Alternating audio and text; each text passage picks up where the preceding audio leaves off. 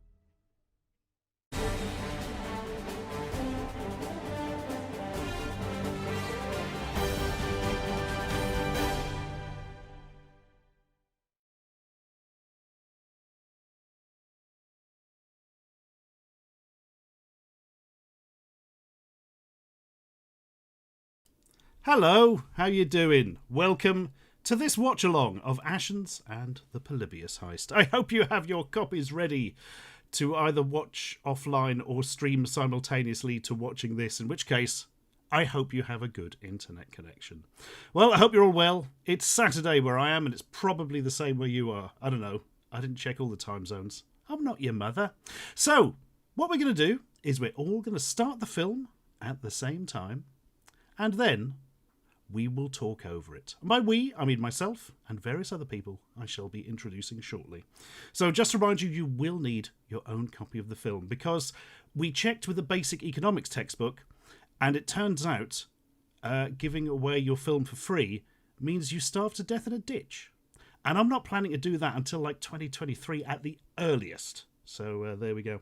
So if you're wondering why we're doing this, well, frankly, we just wanted to do something special, really. Just a little nice extra something for people who bought the film. And, I mean, from our point of view, we were kind of expecting it to be in cinemas now. And I don't know if you've noticed, but nobody's going to the cinema.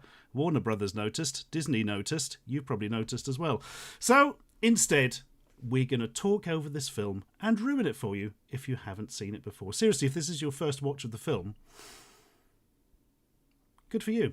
Right, joining me this evening will be the director of this film, the co-writer of this film, one of the producers of this film. There's a reason this is called a Riyad Barmania film. It's because it involves award-winning director Riyad Barmania! Woo! Woo! Well, that is an introduction. Thank you, Stuart. Thank you. Hello, everyone. Thank you for joining us today. Woo! Sorry, I'm still excited. How are you doing, mate? Oh, I'm very well. I'm very excited to see all these comments, and hopefully we'll be able to answer all your questions, and then Linton, Dan, and the rest of us won't argue too much. That's what my hope is. I wouldn't hold out too much hope. But hey, you never know.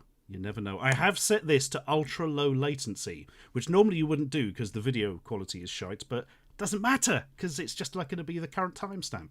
And can I just point out to everyone, look, we've got an active timestamp that can be paused and everything. Nobody ever does that on watch-alongs. I demand 3 watch-along points.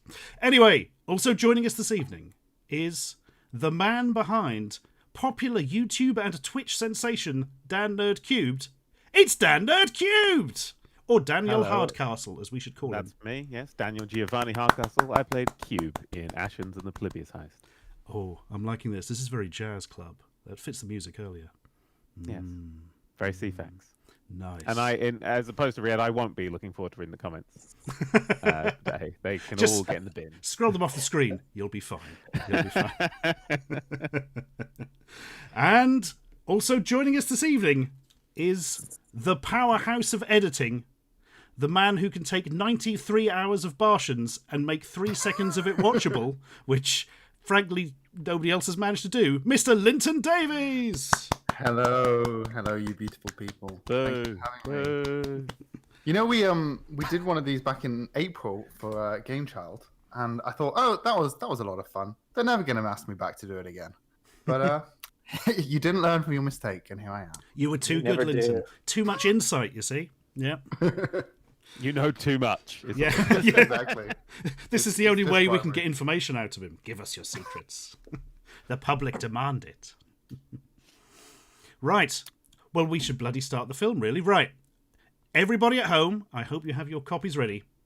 I think the best way to do this is probably count down from 10, and we shall go 5, 4, 3, 2, 1, 0, and on 0 we shall start.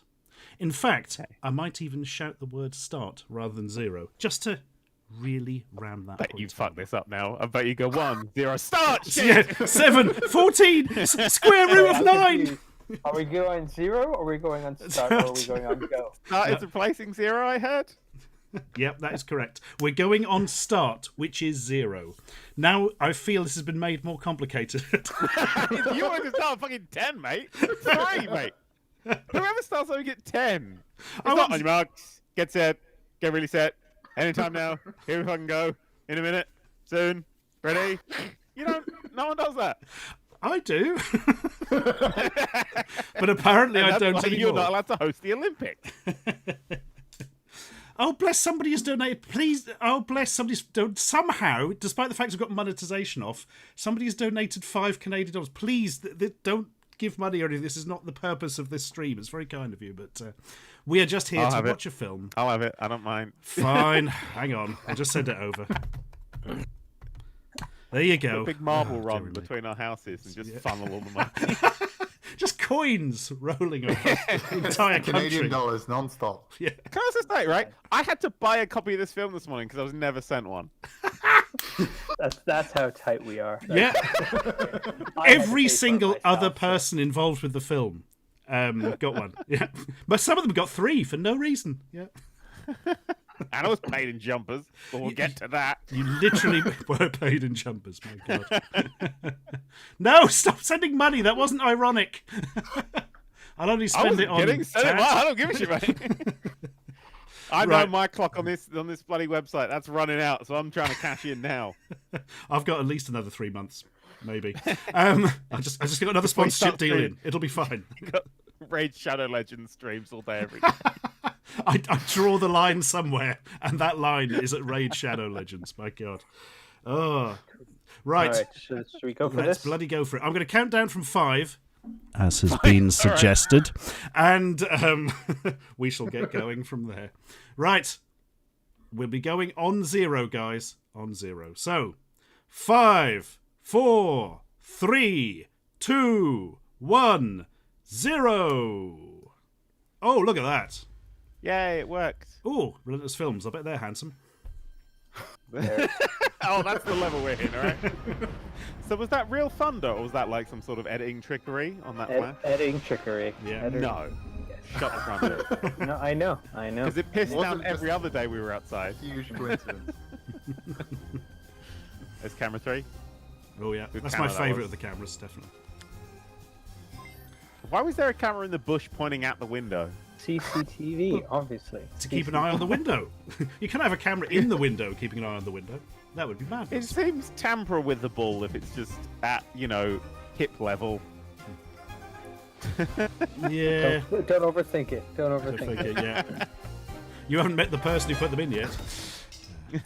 Oh, yeah, no, that explains. You know what? That does explain it. That was a CGI jump, by the way. Yeah. Literally was, wasn't it? Yeah. Stuart wasn't allowed to jump through the window for health and safety reasons. Aww. But not from the film crew, it's from the hotel we filmed it at. Wouldn't let us jump through the window. If I recall. Here's our location that was actually featured in, what was that? The Alex Rider TV series? Yeah. Is that Alex Rider, the dog? Yes. That's my understanding. What, did this break your heart a little bit to smash this dog into a million pages? Nah, we got loads of them. They don't. I find it quite difficult. It's the thing. I was like, it just seems wrong. You know, the funny thing is, early screenings, people were quite upset about Stuart smashing the dog. So we added a few more barks to let the audience know that the dog is still alive. Don't worry. But decapitated. But so decapitated. I think it's worse. It's You'll be alive, fine. but in serious pain. You're welcome, film-going public. Audio's going through the stream, apparently, Stuart. Hello. Oh good my to see god, you there. you actually are live streaming the film, aren't you? No. Oh, that explains why everything was horribly distorted in my headphones. Thanks, VLC. So you decided to make another film based on your technical prowess. Why? To laugh at it. And interesting, we had for this was a shotgun, a hunting shotgun that we actually had to get an armor in for the day, which is very expensive for an unloaded shotgun. That's the way it goes. I wasn't allowed in on this day. It said in my contract, not allowed in on the day with the gun. It cost a fortune in security to keep him away. Yeah. Yeah. A big man called Gaz took me out for the day. It was lovely. Yes. Little did I know I was being tricked. Yes, and this is Tom Bonington, who I've worked with before on a TV pilot we did. And of course, Eli. The mighty Eli Wonderful Silverman. Eli. Mighty Eli. Wonderful. Award-winning I love Eli. actor, Eli Silverman. Yeah. Yeah, My he's so favourite good. bit. My favourite bit of the whole filming thing was when he came up to you and desperately tried not to say, "What's my motivation for this next scene?" but was trying to just say it in any other way. Like, in this next scene, my character is feeling what now? I was like, My character, why? I just thought, yeah, he's very sweet, Eli.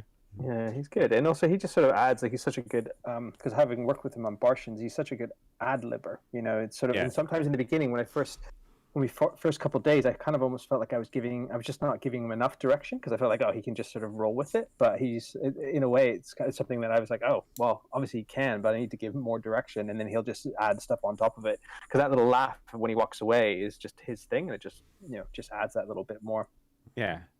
A good actor elevates is a phrase I just invented. Here's our fantastic animation by Dave Brain, and our opening theme song written by Mike Spencer Chapman, my brother-in-law, and sung by James Marsh. Just amazing, amazing. So happy with the way this turned out. Yeah, this is genuinely beautiful. Yeah, the bit with the cars, every time I'm desperate to see the bit with the cars on like a proper cinema screen. Yeah. It's gonna happen. Yeah, it's funny. Gonna happen. It's funny, Dave and I, we worked because we were working on this when lockdown happened, so it took us much longer because basically for about 2 months we couldn't do anything with the film. And the first version we had was a bit more cartoony, and then sort of near the end, sort of like, Dave was sketching out the scenes, and then we sort of had this turn to give it a bit more of this kind of minimalist look, and I think it just made it that much stronger. Mm-hmm. This is my favorite joke, the underground joke. It's a beautiful one. There's a reference to Rafifi, if anyone knows it, from it's a really great heist film from the 60s. It is late 50s, early 60s. Yeah, definitely. Like that. Yeah, someone said it here. It's a James Bond vibes. Yeah, it was something we wanted to do, a little bit of a nod, inspired by some Bond stuff, and and also using the visual to give it all these heist references as well too. Yeah, Italian classic pop station reference there. But there's a mistake. There's actually a mistake there because there's no way in hell you'd risk your life for a pop station. But there's that many of them. If anything, you'd be out the bus trying to flip it down, going die. But then what would I review? My God. Lawnmowers, they come in later. Yeah. They do. I'm so glad there's a dab in there as well. Yeah. Doesn't date the film at all. Some of our backers there in the meet and greet in the background. If you haven't seen that. That's who that was. That makes sense. Yeah. Yep. And our good friend, Mr. Stogden, who's good acting there. Mentioned by name at the start of the film as well. Oh, there we look at there we I are. I love this shot, like the hero shot. It's so great. I love it. Made me feel like a hero. You are. And then a hero comes. And nope, going to get copyright struck. And there we go, Polybius, which is a different font from the one that's commonly known, isn't it? Yeah. I just find it odd that everybody uses the same one. I think Simpsons did it, I think is the phrase. It was in The Simpsons, wasn't it? I believe somebody might own the copyright now. I meant to look into that the other day, but I didn't, so therefore can't talk about it anymore because I might be wrong. Commentary. We did no research. I'm barely even awake. Yeah. So this one, this is such an amazing office, and weirdly, how the DOP Christian and I found it was we'd been wrecking another location. We saw this amazing building, which is in London. We were like, let's just go check that building out, and there it was. And it's funny, in my head, I love sort of film noir, and this is such a film noir office. And we walked in, it was absolutely perfect. We almost didn't get it. We lost it. It was supposed to be the first week shooting, and we lost location, but then we got it back for the fourth week. But it's just so, all the wood paneling, it's original 1930s stuff. It just adds so much to it. I think it just looks so cool. It's all been renovated now, hasn't it? Yeah, now it's all very expensive apartments. Yay, London! I thought it was going to be a high-end hotel, a boutique hotel. Oh, no. No? It's all, 1 million plus 2 bedrooms. Really? Wow. But they can't touch this stuff, right? I presume they have to keep some of the original features, yeah, but you know how they get around that. Yeah. They keep like one door and say it's all intact. Wait, what was behind the curtain then? Is there some sort of secret? You should have revealed behind the curtain at some point. That's the third film, The Secret Behind the Curtain. Heard it here first. It's nice to see a random mattress guy getting some love. I love that guy. I don't know why. Every time I see that scene, it makes me laugh, which I think is when we were working on the edit, we're like, does this make sense? I'm like, it's making me laugh. That's all that matters. Keep it. It doesn't make sense, but it makes me laugh. Yeah, exactly. Taylor, the actor, does such a good job of looking so genuinely upset that we won't take his mattress, like he's about to cry. How many mattresses make you worry does he about have? the state of that mattress. Yes. That's what I worry about. I'm like, what kind of crusty stuff is going on that mattress? That needs it that bad. How are you the only place in London that could possibly take it away? He's seen my sofa and thinks I'm the only one who can deal with it. Isn't it like 3 in the morning at this point? This always confused me. This one? Yeah, early morning, 4, 5 in the morning, something like that. Someone was asking them the inspiration for the mattress guy. Actually, I think for me, it's more, it might not be a reference everyone gets, but I loved sort of Adam Sandler films in the late 80s. And he always had these random characters that I always loved, a bit surreal. So it's actually not it's something from my own kind of background, which I don't know if Adam Sandler was ever really very popular over here in the UK. Yeah, but he loved Happy Gilmore, Waterboy. That was the early stuff is it was pretty damn popular over here because it's pretty good. Yeah, it's funny. It's one of those things I wonder if the humor, but like the early stuff, that's the stuff that I love. The early stuff is really good, so it did actually transfer across then. So Definitely. Yeah. We had to really cancel bingo night just to get the sadness in Eli's eyes there. Yeah, genuinely. And this office here is the one that's featured in, what's the name of the movie again? Bohemian Rhapsody. Bohemian Rhapsody, yeah. Bohemian Rhapsody, where Mike Myers sat in that exact spot where where Stuart's desk is. So massive coincidence that Ashens' book was still on the shelves. Yes, handy. That was. It has got to be the only time somebody has paid for product placement, and it was something that we kind of wanted to push anyway. It's just absolutely bizarre. And someone's saying Punch Drunk Love by Adam Sandler. Yes. That's his best performance, I would say, but a very different performance from his comedy stuff. Now our 80s flashback, which is in our actor, producer, flat Yanis, Yes, which doubled up for a lot of stuff. This is the real Yanis's flat, yeah. Yeah. Does he live suspended in the 80s? Did you change any of it? Or... No, we had to update it. He's more of a 70s man. And these, Stuart, they're talking about the child actors. These are actually, isn't that your godson? That's right? my godson, young Sam, yeah. And sister Charlotte's there, yeah. Yeah, they're very sweet kids. They're very, it's just trying to explain to them what was going on. But they've seen the film, haven't they, Stuart? Oh, yeah, absolutely cool. Yeah, they were very keen to see it, yes. Yeah. And very pleased with it as well. And you said he actually looks like you when you were a kid?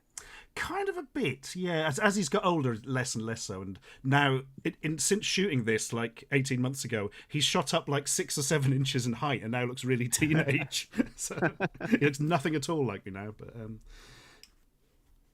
yeah, Nigel Fares. We have to give some props to Nigel Fares, who just completely and actually Nigel was cast very late in the day. We really struggled to find an actor for this, so we'd gone through, I think, 3 rounds. There was a couple that made it to the next round, and Nigel came through the production manager, and he came in and he just absolutely nailed it. And he was just trying to catch that kind of mixture of silly, because I think our film is silly, which is fair to say, but also have that real kind of depth to it, and the kind of the menace, and slightly being able to play between being over the top and also being quite grounded, and he just did it so well. And I think the makeup, got to give credit to Katie King, makeup artist, for aging him, I think 20 years younger than he was, or 10 years younger than he was, and then later being sort of 20 years older later on in the film. Yeah.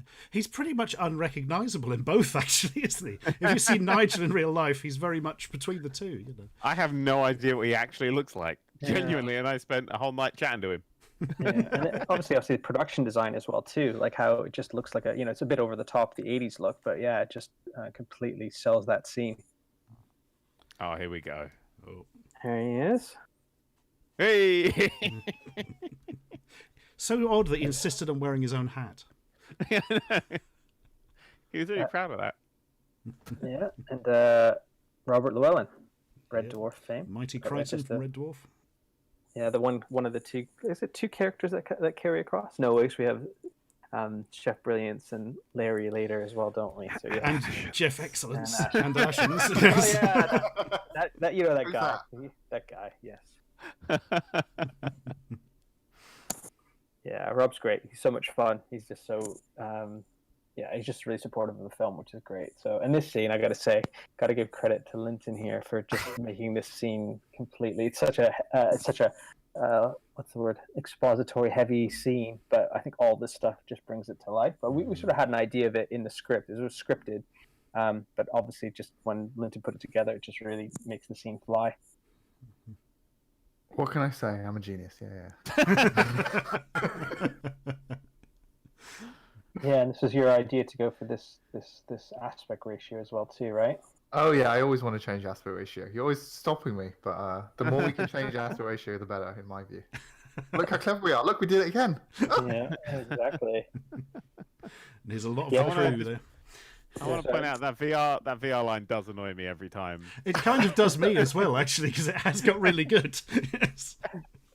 How things move on so quickly. Well, think about it. We probably wrote this script originally. It was probably about 4 years ago, so maybe it was more. Yes, and actually, someone just noticed Rob does have his own channel called Fully Charged, which has been around for about 10 years. It's doing very well now, which is great.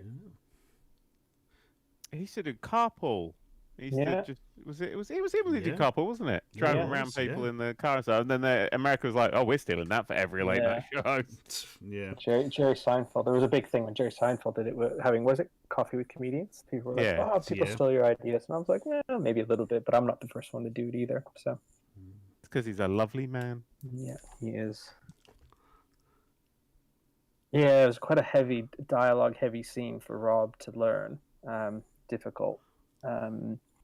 But yeah, I think it was just a good way. I think when we were writing the scripts, it's always this thing of having a lot of expository dialogue and making it interesting. And I think actually, looking at Spielberg films, he does it really well in terms of just giving some movement. Always get your actors walking around, not just telling a story kind of thing. I think it really helps. Yeah. The best example is Back to the Future, where they literally get out a blackboard and like, all right, listen. We have to explain to you both time travel and how Act 3 is going to go down, and you need to just be paying attention. And they're like, well, how do we get around that? Oh, we'll just let Christopher Lloyd act. Yeah. It's a classic Rowan face. Glad the no grip oil can is getting some love, which is good. Good. So Yes. simple. Works on so many levels. And I think that was yours, wasn't it, Linton? No, I did the whole beaker thing, and then you added the no grip oil gag. And me and Stuart thought it was too much, but we were totally wrong. Yeah. So this has been my life for 3 years. It's too much, Riyad. No, go. More. More lawnmowers. More. Someone just shut me down, but there you go. Thank you. It's been brought back. And Joanna, your sister, who I think kind of could look like your sister. What do you think? Yeah. I don't know. As I have a sister, I can only imagine my actual sister who looks different. So. She doesn't look like her at all. Yeah. Okay, so people are asking where the lawnmower gag comes from. So I'll try to give this very quickly. So this is when I used to work before I moved into film, a sort of office job, and there was a guy I was working with on some project and sort of chatting with him, and he started telling me, just sort of, small talk. He's like, oh yes, I'm a lawnmower collector. And I sort of did a double take. I said, you're a what? A lawnmower collector? He's like, yes, I have a shed, and I have about 70 lawnmower pieces in my shed, and I collect them, and I go to I'm on chat groups and magazines and all that sort of stuff, and it just stayed with me for I don't know why. And it was actually in another script, an office comedy script I have, where a character in the office is a lawnmower. And then when we wrote Stuart's sister's character, she was good and she sort of served a purpose, but she didn't really have a hook. She wasn't really very funny. And I think the idea was like, to play on that idea of like, daddy issues, all these things, people have daddy issues. And so we just kind of tied it into the whole lawnmower thing and just made it a fetish, just went a bit silly and ridiculous with it. So that's the origin of the story. So just sort of, that's where it came from. What sold it to me completely, I mean, I was pretty keen on the amusingness of the idea in the first place, but it was when you said the guy referred to his lawnmowers as pieces. Like I don't know, pieces of the bloody Ark of the Covenant or something, Oh, they're not just lawnmowers, they're pieces. And I thought, yes, that's so beautiful. We use the line again later, don't we? In for more comedic effect. But and this is my local pub. We shot in a lot of pubs. Just saying, there was quite a few. So, yeah, quite a few in the Game Child as well. They're handy because they're closed during the day. You see. I'm now getting flashbacks. The time I did something for the BBC and had to do a piece to camera, which was really difficult, and the pub opened while I was doing it, and they were letting people in. They were all just watching me giving this piece to camera. Well, now this scene. Now this Linton was a late addition. This is sort of, we built in this kind of montagey element, didn't we? Yeah, I think again, we have to get through this kind of exposition part of it, and also because we ended up cutting the agonist's first scene, so we needed a way to introduce him at the same time, and then Brainwave, we had to kind of make this all through animation and graphics, right? Which was kind of a turning point in the edit, to be honest, actually. Yeah, because we actually had an earlier scene with Agonist, which was very funny, but it just the introduction was just took too long. We were sort of like, so we're about 19 minutes in. We've introduced the film. We're now moving into the next act. And it was just taking too long. And we actually had a little bit of a scene where Stuart was standing in front of a board, sort of that classic thing. And again, it was just taking too long. So we took some of those ideas and brought them here. And I think again, just sort of helps us get through the kind of expository bits of it. I mean, it made such a difference from the previous edit. Absolutely, it's just so much snappier. You're sort of straight in. When I first saw this, the sort of early version of the montage, there was like, yes, this is really improved things. But it does mean we've also got some of the best deleted scenes in the business. What was the original cut, Linton? In terms of time. Our first cut was over. It was 2 hours 20 or something like that. Yeah, so we've lost 40 minutes. We had to try all sorts for that first act. With that scene where Stuart meets Christine, we tried moving it into 1 hour in. That was just to try. We were trying anything just to make the beginning shorter. Yeah. And here we go. Dan Tomlinson, Chef Excellence from the first film, and Very Lewis, of course. Chef assistants. Wearing his clogs and his colander. Again, insisted on bringing them himself. Yeah. Also, another one above a pub. Yeah. Yes. Another thing above a pub. Yeah, I think we used that place for, I don't know, about 5 or 6 locations. There's Dan's office, the Polybius room. Yeah, my office is the hallways. room opposite that door, isn't it? Yeah. Just go through that door and then And this, I remember when I coming this room. This room was a fucking tip. Yes. Like, this room was just filled with loads of shit. And then I just come in there like after doing my stuff, and it's this set. And I'm like, how did you even do this?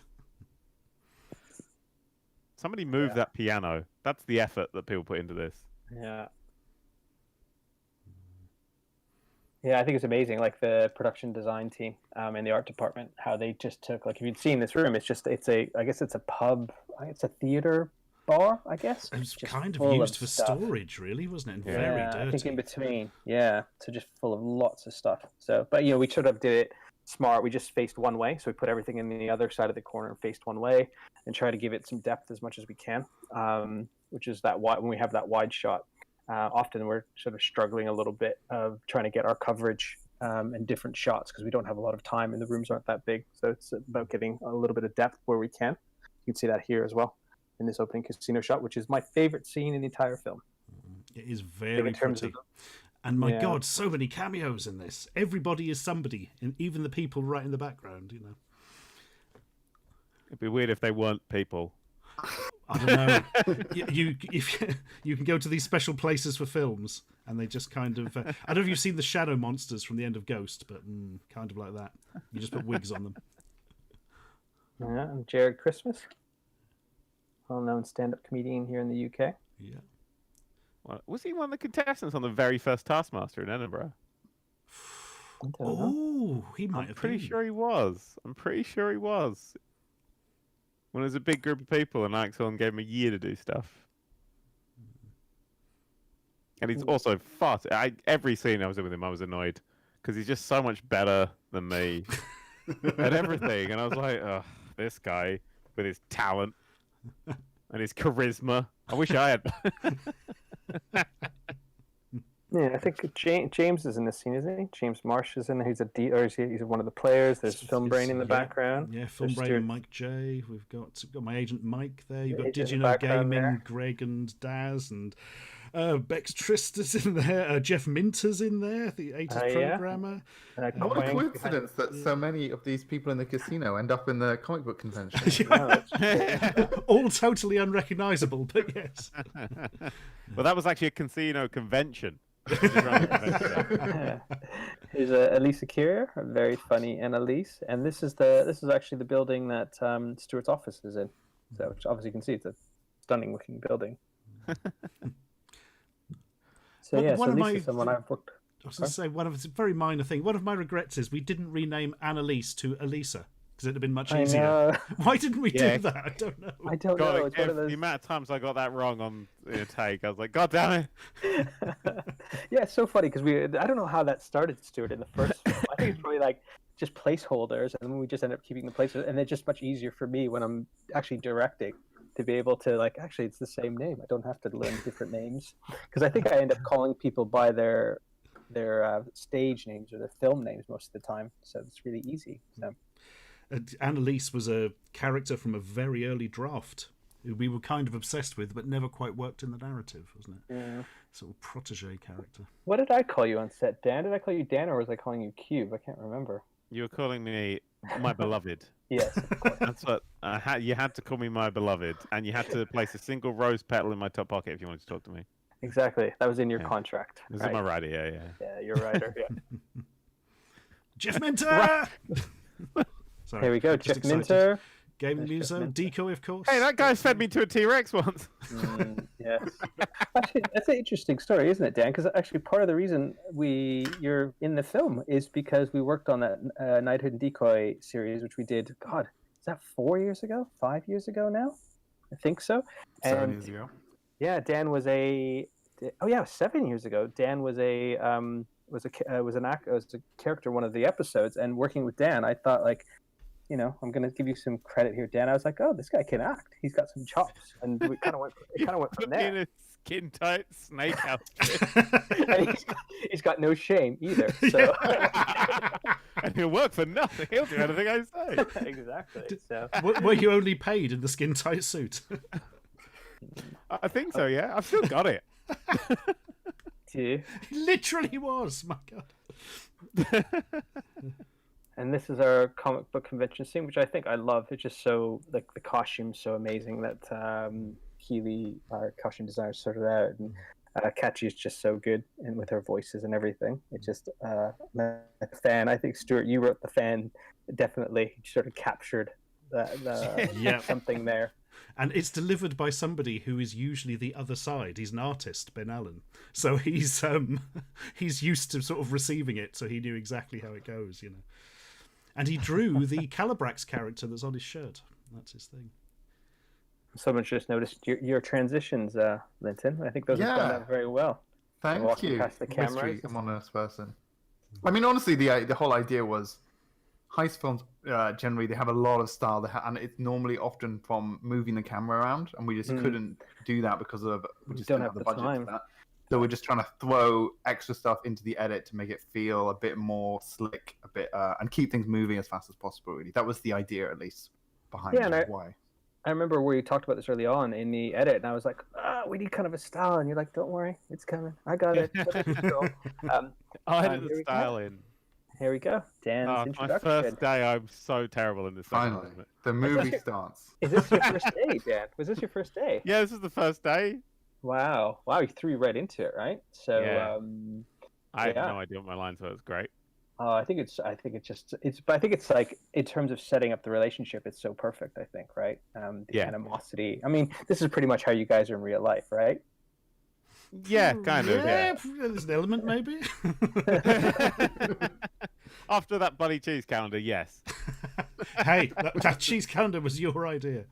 But I gotta say, there's one bit here, right here, Dan, that I think really, again, I don't want to give you too much credit, but we're trying to be nice to each other here. Is the bit where Stuart says to you, he says this line here, where you're actually, when you look away and you listen. It's one of those things that, like, when you're reading books about acting and directing, is about don't act, react, and listen. And it's like that look right there. Like, a lot of people don't do that little look of taking time to think about what the person has said. I think that's really, it's a little thing that's really good. I mean, you literally told me to do that. This is the most backhanded self-compliment. What do you want me to start? I remember you distinctly going, could you give that a little moment? And I was like, all right. I'm looking off. I'm literally looking at the script to make sure I get the next line right as well, because I am terrible at what I do. Okay, we should be clear here that Dan and Stuart do not like compliments. So if we're going to be complimented, they're not going to take them. So I will still. But anyway, you executed it, Dan. That's the important thing. So. Thank you, darling. Thank you. But it was in that scene. When Alyssa came, and I was like, oh, this is the level of energy you want for the film. Yeah. You want, because you can't get anything out of Stuart. He's but he's basically dead. There's no hope for him. He's too old. But I was like, oh, you want it like that level? All right, cool. Somebody in chat asked the very good question of, was that jumper made especially for the film? No, is the answer to that. Not. No, I think it's like, it was something that Keely Scullin, our costume designer, came up with, character development, was that Cube was going to be wearing these amazing jumpers. So this jumper here is kind of the low-key jumper, but as you probably notice, as his character kind of develops, he gets some more amazing jumpers as he goes along. But still, that first jumper is the tiger jumper, which is the superior jumper. It is the best jumper. So this warehouse is actually a studio in London called the Belt and Buckle Factory. It's a space we'd filmed before. If anyone's seen the Dr. Pepper thing that Stuart and I did a few years ago, it was that same studio. Yeah. But it was one that, it was obviously, we were trying to find the right location for this, and it took us a while. And this one, I filmed it before, but it just looks so great. And then this whole idea, we had to block the windows to protect, because we just can't control the light. So we blocked the windows, but it just added so much texture and background and depth to it, which is really cool. So that was Karis, our production designer, came up with that idea. And it worked really well, because from a lighting perspective, but also just, it looks really cool. I love being there. People just want to hear about Yanis. Yeah, we should hear about Yanis. No, not about Yanis. Yanis is here. This is it. Yanis spin-off. Yanis for president. Yanis 2020.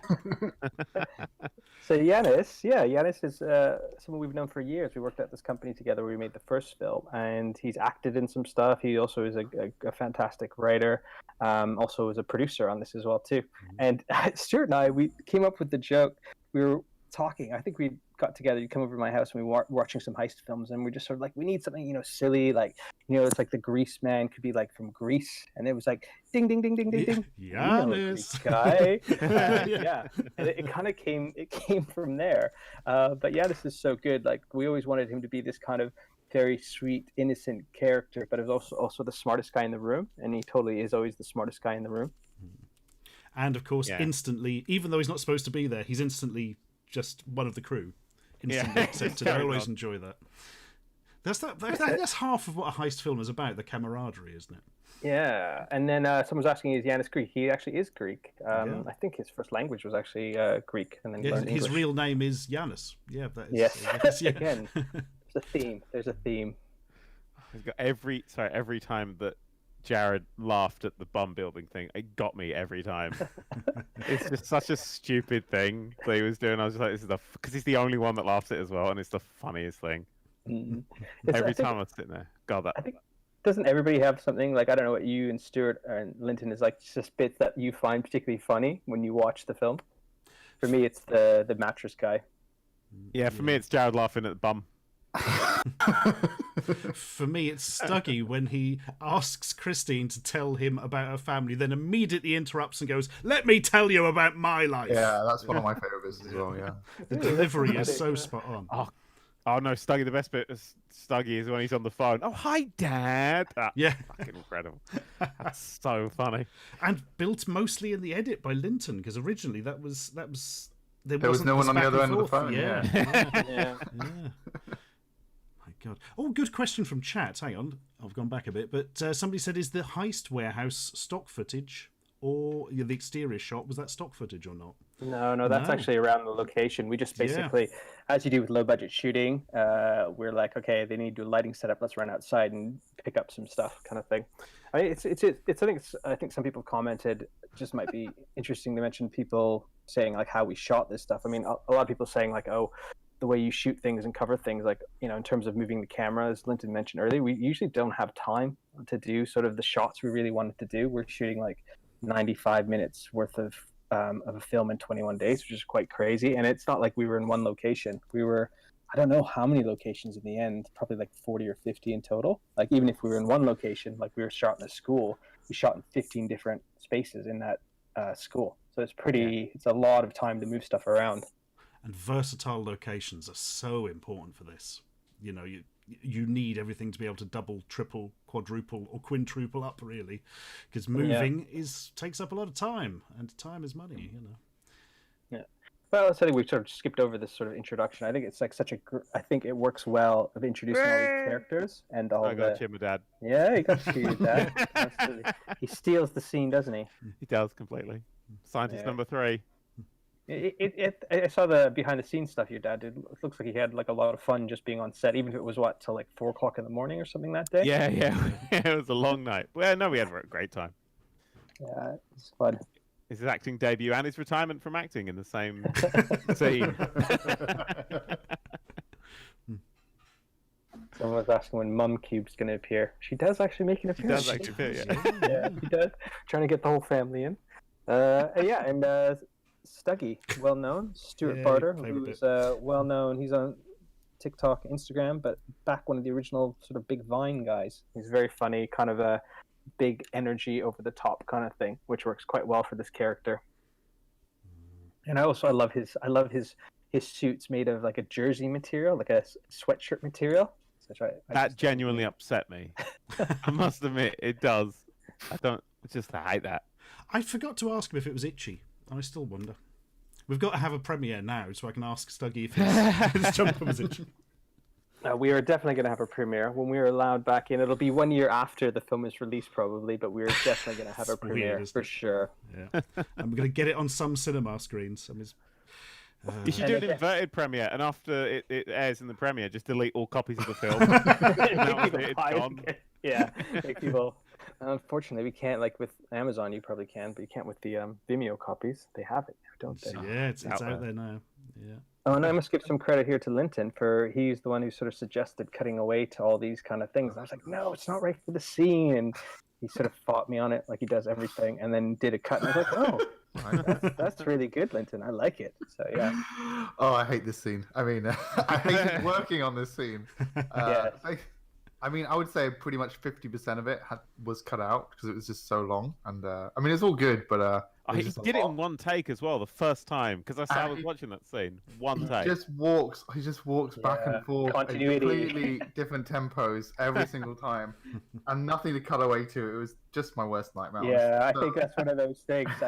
I did make a mistake. I didn't get any kind of coverage for you to cut into, so it was just like we had some different shot sizes, and we did have a continuity person, so we tried to get some head movement stuff, but again, there was a mistake in terms of getting those close-ups of Christine, and not having Stuggy walking back and forth that we could cut behind into. But yes, should have done more DanNerdCubed. That's all I'm saying. If you'd had a shot close-up of DanNerdCubed, it would have solved the whole problem. You did say if we had a few scientists to cut to, it would have solved the problem. That fucking tunnel!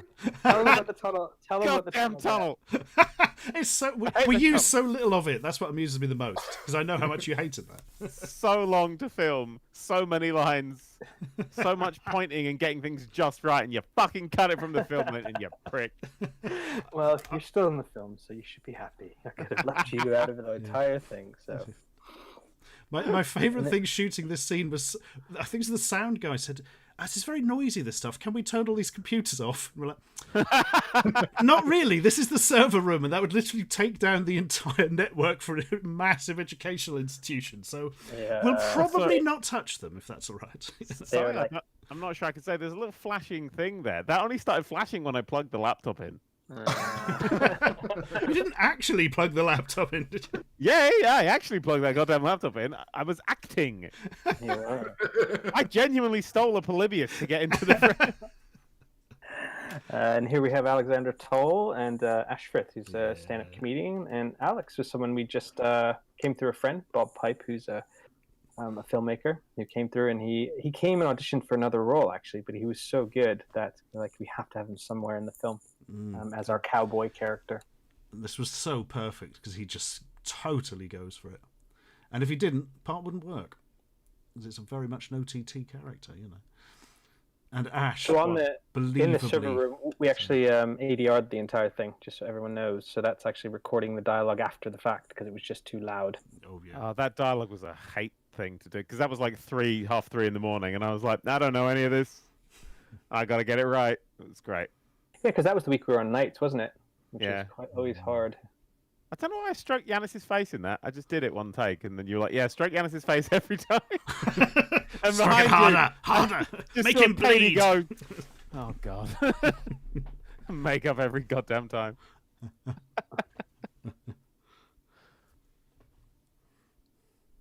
we go. I kept calling him Eli. I'm terrible at everything that I do.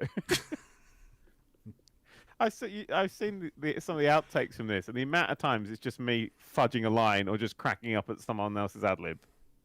So at the very end of this scene, there's if you watch Dan's head very carefully, it actually goes backwards because it had to be like reversed because he's actually laughing and he breaks the take basically. Yeah, you got that. Fucking Eli, that corn snipe. Yeah. Corn, it just took me out. Oh yeah, it was Eli's corn one, and I actually think Jared sort of laughs a little bit when Eli says they have corn. It's just out of nowhere. Just ad libs the word corn in the middle. It goes, corn, and it's just such an Eli thing to do. Sort of slightly aggressive random humour. Yeah. Nice to see people like the dirt flavored softwood. Oh, it's one of my favourite lines. It is totally one, yours. Yeah, I remember reading that in scripts. Like, I fucking love that. Yeah. Yeah, it's funny. There's some because I think we actually there's so much that's been cut. But there's so much good ad libbing in here as well too that didn't make it. We know for ages, didn't we? Yeah, that's one of the interesting things about shooting an ensemble. First time I've directed with so many actors and how long it took in terms of, like, even if the dialogue wasn't very long, it's just you're trying to get coverage of different actors doing the different things. And that was something that actually was new to me, and it was something we sort of had to adapt as we went on in terms of how we shot the scenes, because you would just need 4 more hours to do scenes properly to get everyone's coverage. We just never had that sort of time. Yep. So what's with the bees? Just something silly to do. Yeah. Linton got some new software that had a bees button. I didn't know what the hell was going on. It wasn't in the script. Suddenly it just came to my house. Yeah. I was like, what do I do with this? I never think of that. Of course, if we've got something that isn't in the script, you've got no idea it's coming. So you're like looking at the running footage. around. You're like, what is happening? I think it's just, again, something that happened on the day. It was just like the way Yanis was outside, and I think he just sort of done something like that, swatting away, just something random, and we just kind of ran with it, just to do something a bit fun and a bit silly, just to have fun with Yanis. Oh, the jumper returns. That's a beautiful joke. I like the end when he walks away, because I said some horrible stuff about Ryan as he walked away that you did not put in the film. So much stuff we couldn't put in, Dan. That's funny. Why didn't we call him Dan? I don't know. Again, probably just to go with the thing of real name, but why didn't we could have called him Dan, I guess. Cousin Dan. There were enough Dans. Yeah, that's true. Yeah, too many. Yes. This is it. When I slam this laptop down, I love the take where I get it caught on my sleeve. And I nearly throw it on the ground, and I just walk off camera, and I just go, oh, fuck everything! It's good. The mighty Mr. Weeble. Yes, Mr. Weevil. So funny. For Ashens 11 joke. Yeah, I don't know. This was always in the script, wasn't it, Stuart? Yes. Yeah, I think this was how you sold the film to me, based on I was about to say, this feels like the core of the film. You're like, this scene here is everything. This scene is literally everything the film is about. Obviously, the script just Silly stopped reference. here. Silly reference, I'm having a bad time. True. But secretly loving it. So here's a question. Is the Tiger Jumper your favorite jumper, Dan? Yeah, I'm wearing it in the current Advent series. Yes, you haven't taken it off since the filming, considering that was a year and a half ago. I cannot explain how itchy that jumper is, though. Oh, really? What's it Yeah. made of? It's made of hate. Hate and bees. That's where the bees come from. That's what the bees are annoyed because that's just lots of bees threaded together. An interesting fact, when we were actually filming the scene, someone actually put money in one of the buckets as they walked by. We got like 25p, I think. Which we then put into the catering budget. So, in this scene, Stuart, you can explain what's going on with the controllers.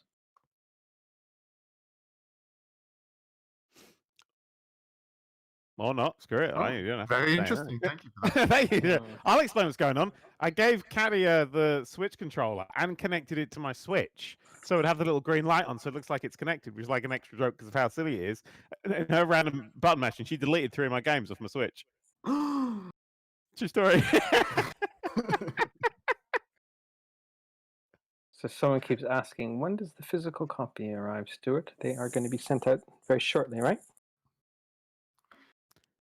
Has he gone off to do when he doesn't answer the first time, you don't ask him a second question. I mean, you're just asking for it. You know what I mean? Stuart, can I have your channel and delete it and upload nothing but hardcore pornography to it? Thanks. Oh wow! I only just caught onto that now. So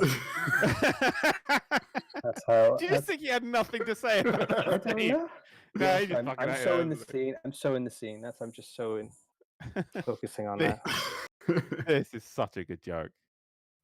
This annoys me how good this joke is.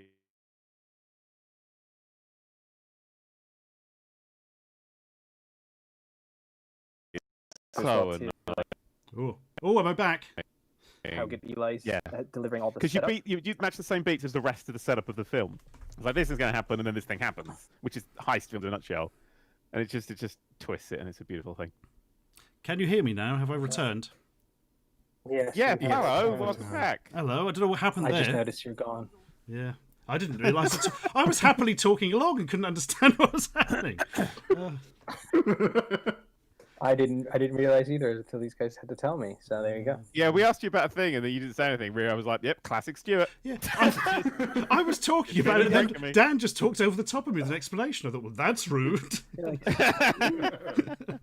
That's how my conversations with Stuart are most of the time. I ask him a question, he just doesn't say anything. So I just keep going. So. I haven't told him that Riyad doesn't actually have my correct number. He just calls some random line. Is that who those calls I've been getting are? Yeah. Also, I'd like to point out, about 20 minutes into this film, my computer just froze and locked up, and I was like, oh, God. But it came back. So maybe the film's cursed. Maybe. Cursed for microphones. Which sounds like a Cliff Richard song.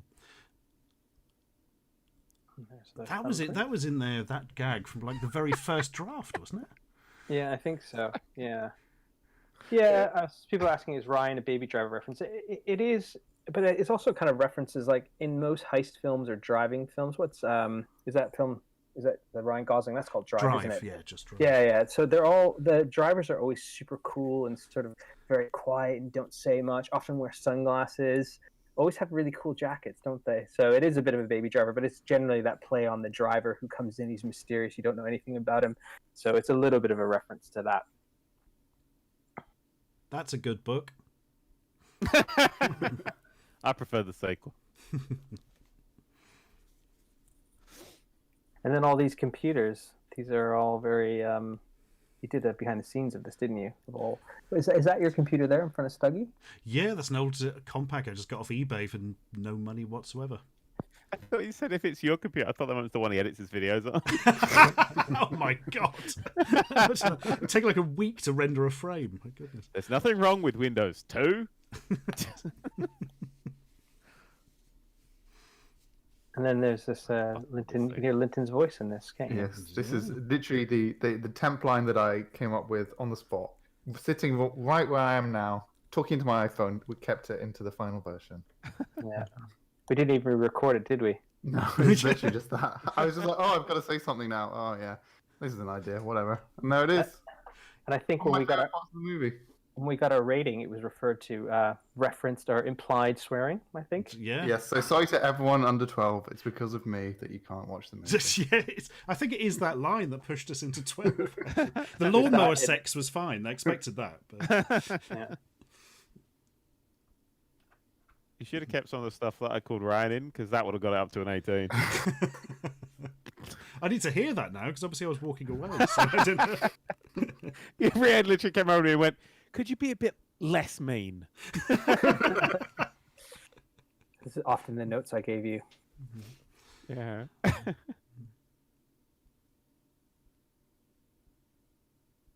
Such a good scene. It's such a good set. I love that set. And here's our lawnmower porn. You can't dress it up. That's what it is. Yeah. I was going to ask what website you got that from, Linton, but I don't want to know, actually. Yeah. When we did the grade, we did make it a little bit more porny, if that's a way to describe grading it. Yeah. Sort of pinkish and Is there a setting for that? More porny button in After Effects. Just Yeah. Start with one of the porn lookup tables and then manually alter it.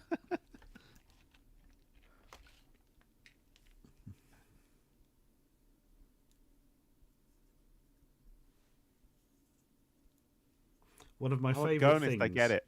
Yeah. One of my favourite things is that everybody calls him agonist throughout the film. When he says his own name, right at the end, it's agonist. So nobody pronounces his name correctly because they have no respect for him.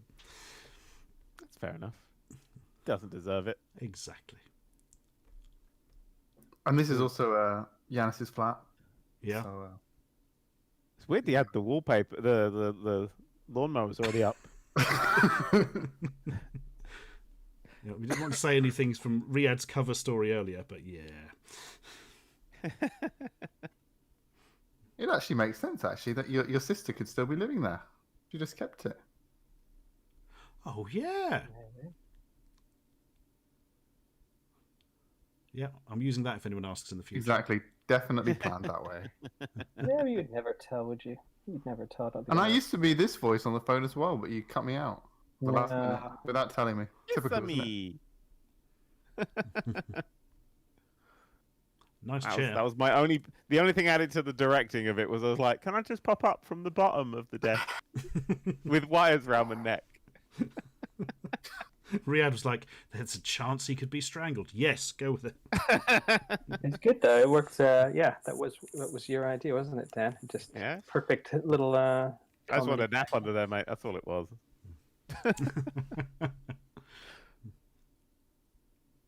And this is, I guess, the turning point in the film. Yeah.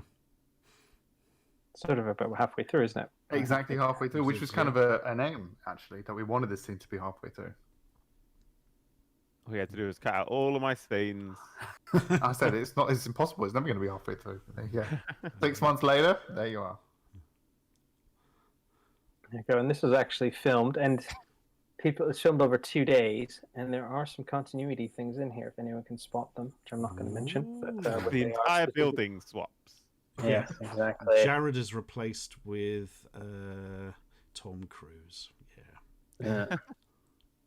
No, actually, because we filmed the one scene, we ran out of light, right? And then we had to come back and film. It was just getting too dark, so we actually had to come back, and we couldn't match the light, so we had to come back and film it the next, or whenever we were back in there, I think, in that room. For a second, when you said it was too dark, I was like, "Oh yeah." In the immedial cut, he stabbed her.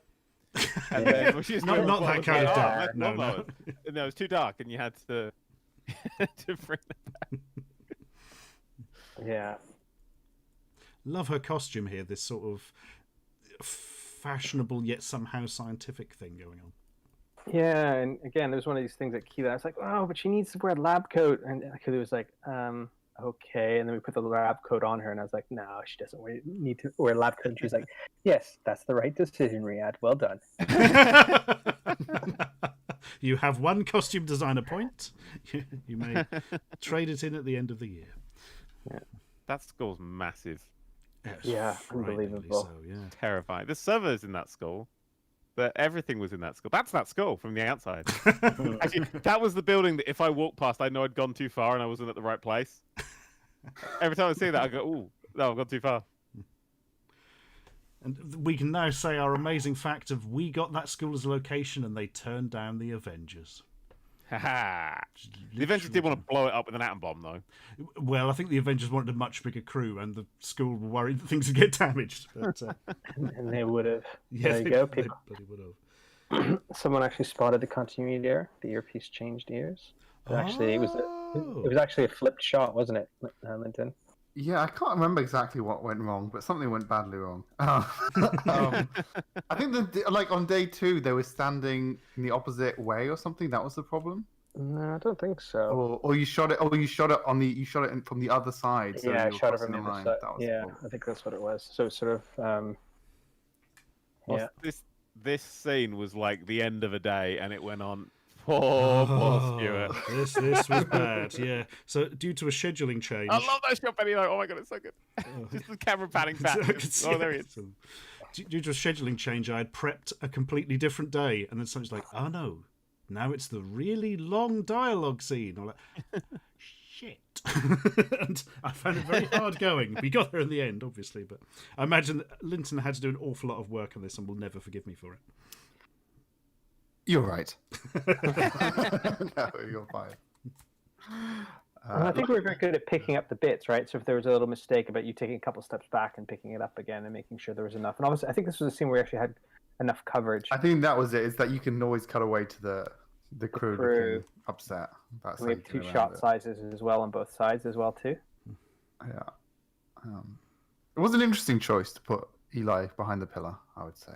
Yes, I do not know why. It's like you could have just moved them all just a little bit along, and no one would have been It's behind such the a pillar. good joke when the camera pans back to him, though. Yeah, that kind of worked out. Oh, yeah, Elisa as well. It's a beautiful thing. Someone asked us about the 3 different types of vans. Is that? Can I say my favourite scene is coming up? Yeah. Woohoo! Two favourite scenes. This slow motion walking scene is incredible. But the scene after this, when we're getting in the van, I am 30 kilos lighter for that one shot and that one shot only because that was on the pickup day, and I look skinny, and I'm like, oh, I look so beautiful, and that's it. And I'm fat again when I get into that. Everybody watch Ryan's face as he tries not to laugh when Giannis suddenly snaps back. Yeah, he's sort of, yeah. And it's funny, the thing is, we did this other version, Dan, with me cycling through. And how Oh, yeah, that was my idea. I was like, can we just do it like someone just comes at the thing? And then, yeah, that was good. Yeah, but I love how Look how skinny I am! Everyone rewind. Continuity error. I've just starved myself between those two. I'm so glad I couldn't see Giannis's face when he did that from my angle, because that was not expected. And oh, man. He's so good. So good. Giannis for president. Giannis 2020. And all these screens, I got to say again, Linton designed all these screens, which is pretty incredible. How many, Linton? Hundreds? Hundreds. It was literally 3 weeks working on those fucking screens. I just hate them so much. In the real world, they just have my script glued to them. Literally just sellotape, because there's so many goddamn lines you added on that day, Linton. Fuck you. Every van scene, one day. And then there's so many little Easter eggs in there as well too. Yeah, a lot of the, to be fair, that people suggested, we put it out on Twitter asking, if you hypothetically were designing 300 screens, what would you put on them?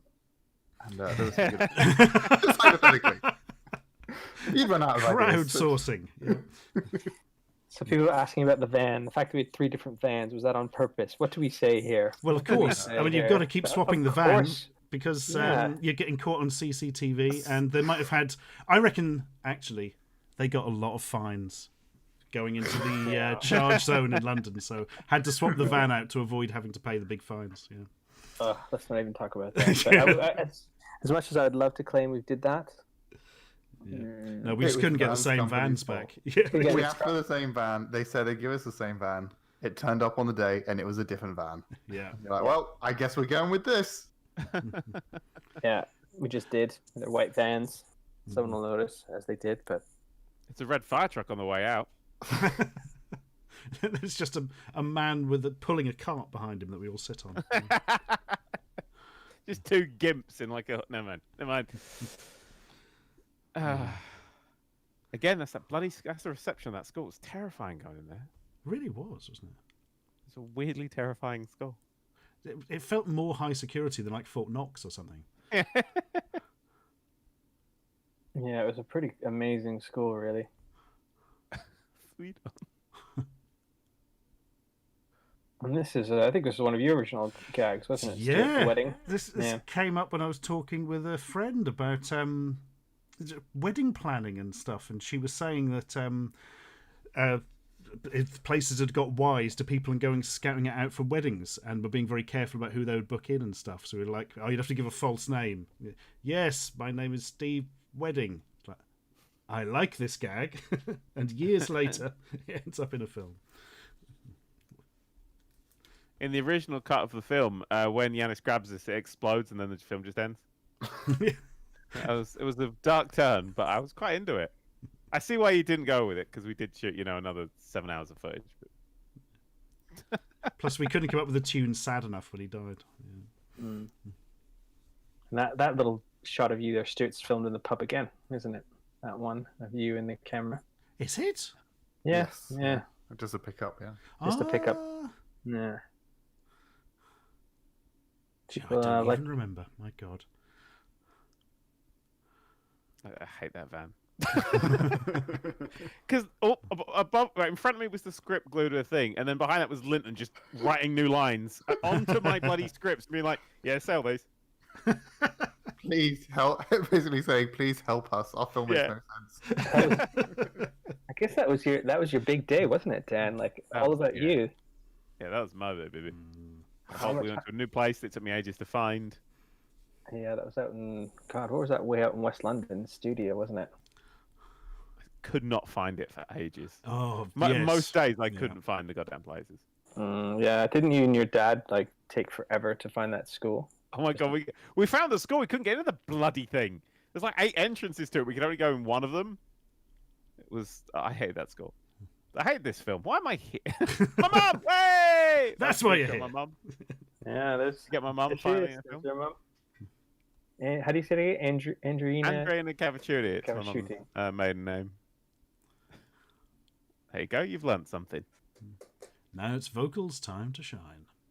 Yep. That's my dad. He didn't even notice he was in it. Brilliant. I was going to ask who that was, actually. That's the one I don't recognise. Yeah, Linton's dad.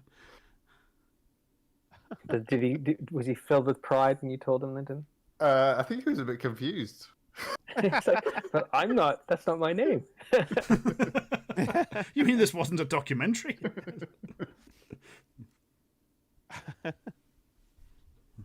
Most of those phone numbers, by the way, I'm not sure if you can now, but most of them, when I put them in, you could actually call them and you would get some strange messages. Really? Oh. Yes. Everyone's calling now. Yeah. Right, You do have to work out like weird American extensions, but it is possible. I'm not going to ask what was on the other end. Something terrifying, Davis. This commentary track, bizarrely. Whoa. Yep.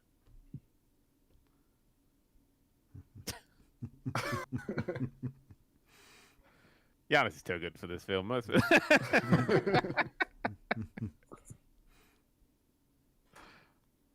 There's my director's cameo. Riyad Peterson is in there. Yeah. Hey. In there twice. Yeah, You're in the Polybius book as well. Oh yeah, that's right. That's right. Oh, I should also add here all these screens are all added in post. Our visual effects artist did all that and all the explosions and everything. It's interesting actually the different rooms that we use. We wanted to have everyone have its own sort of. So obviously the server room is quite blue. That room is quite green. We wanted to actually, this is just being smart with our locations to make them all feel really different. But basically, I think in that big steam room, I don't know what you'd call that, like a maintenance room, a plant room. We used the same room twice, but just different sides of it, and just used a different color scheme for it to make it feel really different. One of my favourite discoveries was after we spent ages putting the thumbprint reader on the wall, we discovered they actually had fingerprint readers on the walls in this school. To activate the photocopies and printers and stuff, you had to actually put a fingerprint on. Is this a school from the future that's just I don't know. fallen out? It's like a dystopian future or something. Yeah. If anyone in chat, have you ever been to a college or something where they demanded fingerprints to use the printer? Because that was really threw me off. And here's the absolute highlight of the film. And the Oh, first thing we ever saw of it, I remember on one of the filming days, you had a rough cut of this scene. Yeah, actually, that was when we were in the school. It was one of the things 2 weeks in. Yeah. 2 weeks in to just give everyone a bit of a feel of what the film was going to be like. And I thought it was like a threat, like hit this level of funny or you're out. exactly. And credit to Joanna and Jared who sat there with very embarrassed faces as we all laughed at them. I do love all the comments saying I'll never look at a lawnmower the same way again. That's the legacy of this film now. I had to buy a robotic one after this. I couldn't deal with pushing it around. I was like, no, this is too much. Neighbours might see me. They'll think I'm some sort of sick pervert. Yeah. I bought a robotic one as well. What? My God. Is it an orange Bosch one? I'm flying my mate. Flying my minute. Oh, I think mine's Bosch. Mine might be fly. Hang on, if it's orange, it probably is. It doesn't matter. No, it doesn't. This whole thing is just a way of selling robotic lawnmowers to people. So Yeah, that's the real point of this. They're in the 7 pocket of million big lawnmowers lawnmower. So yes, this was the scene that pushed us into 12. I can't remember, what did it say? What was it on that report? just said, dude, what the fuck's with the lawnmower? Sign the BFCC. I would love to see like whoever in the BBFC watching this scene. That would be quite amusing. There's a lot of people in chat saying they've had to use thumbprints and fingerprints just to pay for items and get food and stuff. Yeah. We're just really old. They're just saying. Yeah, that's it, isn't it? Yeah. Back in my day, we didn't even have thumbs. Opposable digits. Oh, futuristic nonsense. That scene there just kind of me looking disgusted. It was just me reading the latest thing Linton written. Yeah, on that was the not. script. Yeah. sure I stole that from somewhere else. Yeah, it's stolen. But actually, it was really good, I think, actually, just to break up the scene a little bit, just to give it some, I think it gives it context. So, like, this ridiculousness is happening in the office, but actually, the reality of it is absolutely ridiculous. It's ridiculous. Yeah, I feel like I should not be listening in on this conversation. Yeah, exactly.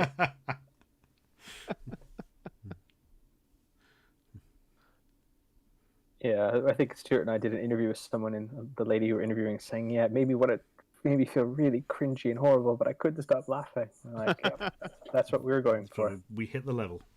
Yeah. Was that, but this scene was just like my face. Yeah. Yeah, you're right. We can't take compliments, Stuart. We are terrible. I guess it's a good thing, really. I suppose. Yeah, that's right. I was really fantastic in this scene. Yeah. More compliments, more, or I'll never work again. Tell me how great I am. Wasn't there a take where Caddy was working on that and Riyad's Facebook popped up? Ah, yes, that's in the outtakes. That is in the outtakes, yeah. Ah, okay. Yeah. Was I checking my Facebook on set? There you go. It's for work. Ah, the door decoder that I almost immediately broke. Oh, really? Yep. I'm sure we had an extra one somewhere. Let's see. My dad is obsessed with that AA symbol because his initials are AA. And I must actually speak to our graphic designer and get a couple of prints off of it. He now thinks he's got his own logo. That's why he did the film, wasn't it? Yeah.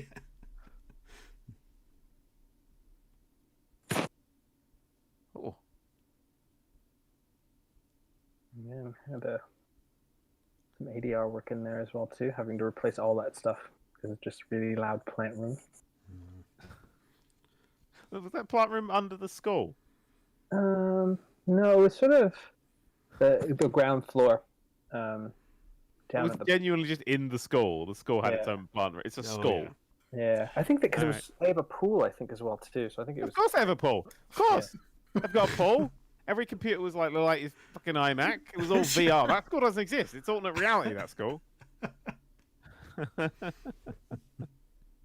Someone's asking, is this a Home Alone reference with the iron? It is actually. Yeah, very much. There's always that thing of, I guess it's the fact that if you actually hit someone with an iron in the head, swinging from like a second story, they're not getting up. They're probably smashed and demolished. But somehow Kevin can always do that to Joe Pesci and Daniel Stern. Is that right? The name of the actors? Yeah, and they always get up.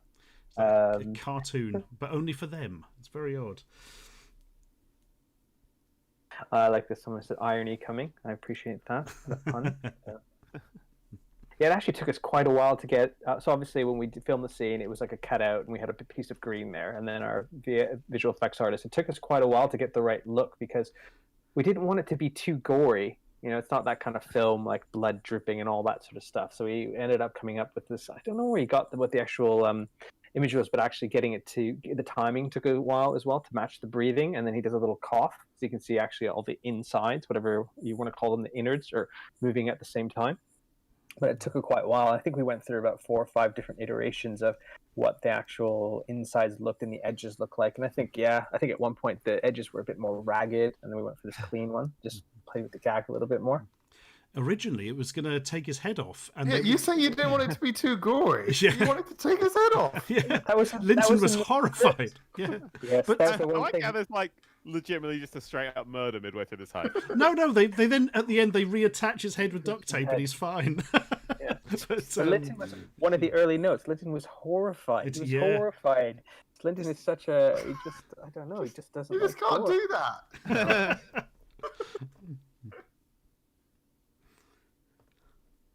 But yeah, and then we went with this other one and made Linton happy, and I think it actually worked out better in the end, right? Yes. Finally, you listen to me. Oh, look, it's aspect ratio and contrast. Here we go. change. Here we go. Now the good stuff. This right? is what happens. This is Linton's scene. This is everything. Yeah. Change the grade and that's a ratio. So we've killed, like, in the first film, we killed one person, and actually he doesn't die, does he? No, gets he up doesn't and die. he's Yeah, fine. he's fine. He's fine. Yes. It's sort of the computer game reference to they're going to get him a medikit and he'll be fine. the thing is about this scene, this was filmed at the end of the day, right? And I think we're just going over it. It was all filmed so quickly, unbelievably quickly at the end of the day. And by the end of the day, you mean like 5 a.m. 5 a.m. Yeah, Literally. It's a miracle. It's a miracle. Okay. I don't know if we're actually live at the second. Bear with me, and No, I don't we think should so. come it says back. we are. I've Yeah, refreshed we're it. back. We're back. Okay. Where are we? Let me refresh it. Save. Okay. So I'm guessing we're going back in the film. I suppose so. I can't read chat at the second, so I need to. Yeah. People are saying they can hear you. Good. We gave all our Everyone- best, funniest stuff in the last God, time. I did some good Okay. I jokes. couldn't hear you, so I don't care. So Yeah. where are we going back to then? Oh, Where should we go dear. back to? Um, 108? I think we currently to the timestamp we've got is 108:27:19. Did you say time stank? Yes, timestamp. That's exactly what I said. Next day, my book's sorted. Thanks, mate. Time stank. Okay. So. Oh, it's a lovely shot of me. Where My were we? best side. Should we go a little Everyone bit needs to make sure you're lined up to the frame, yeah? The Yeah. 19 frames, But that's the key. it doesn't have to be that precise. It'll be fine. It'll be No, fine. otherwise nothing we say will make any sense. Yeah. Okay, Stuart, you want to do another countdown? Maybe I need to be able to read chat though. My chat is totally muffed up at the second. Bear with me. Press F5 on a. You have a keyboard. Yep. Yep, pressing F5 on the live one would be a bad plan. I feel. Fuck it. Let's see what happens, mate. There we are. That's fine. It's fine. I've got it up in another window. A safe Fun fact. window. Instead of a keyboard, Ashens uses a rotary phone with the little letters that are on it and just types like that.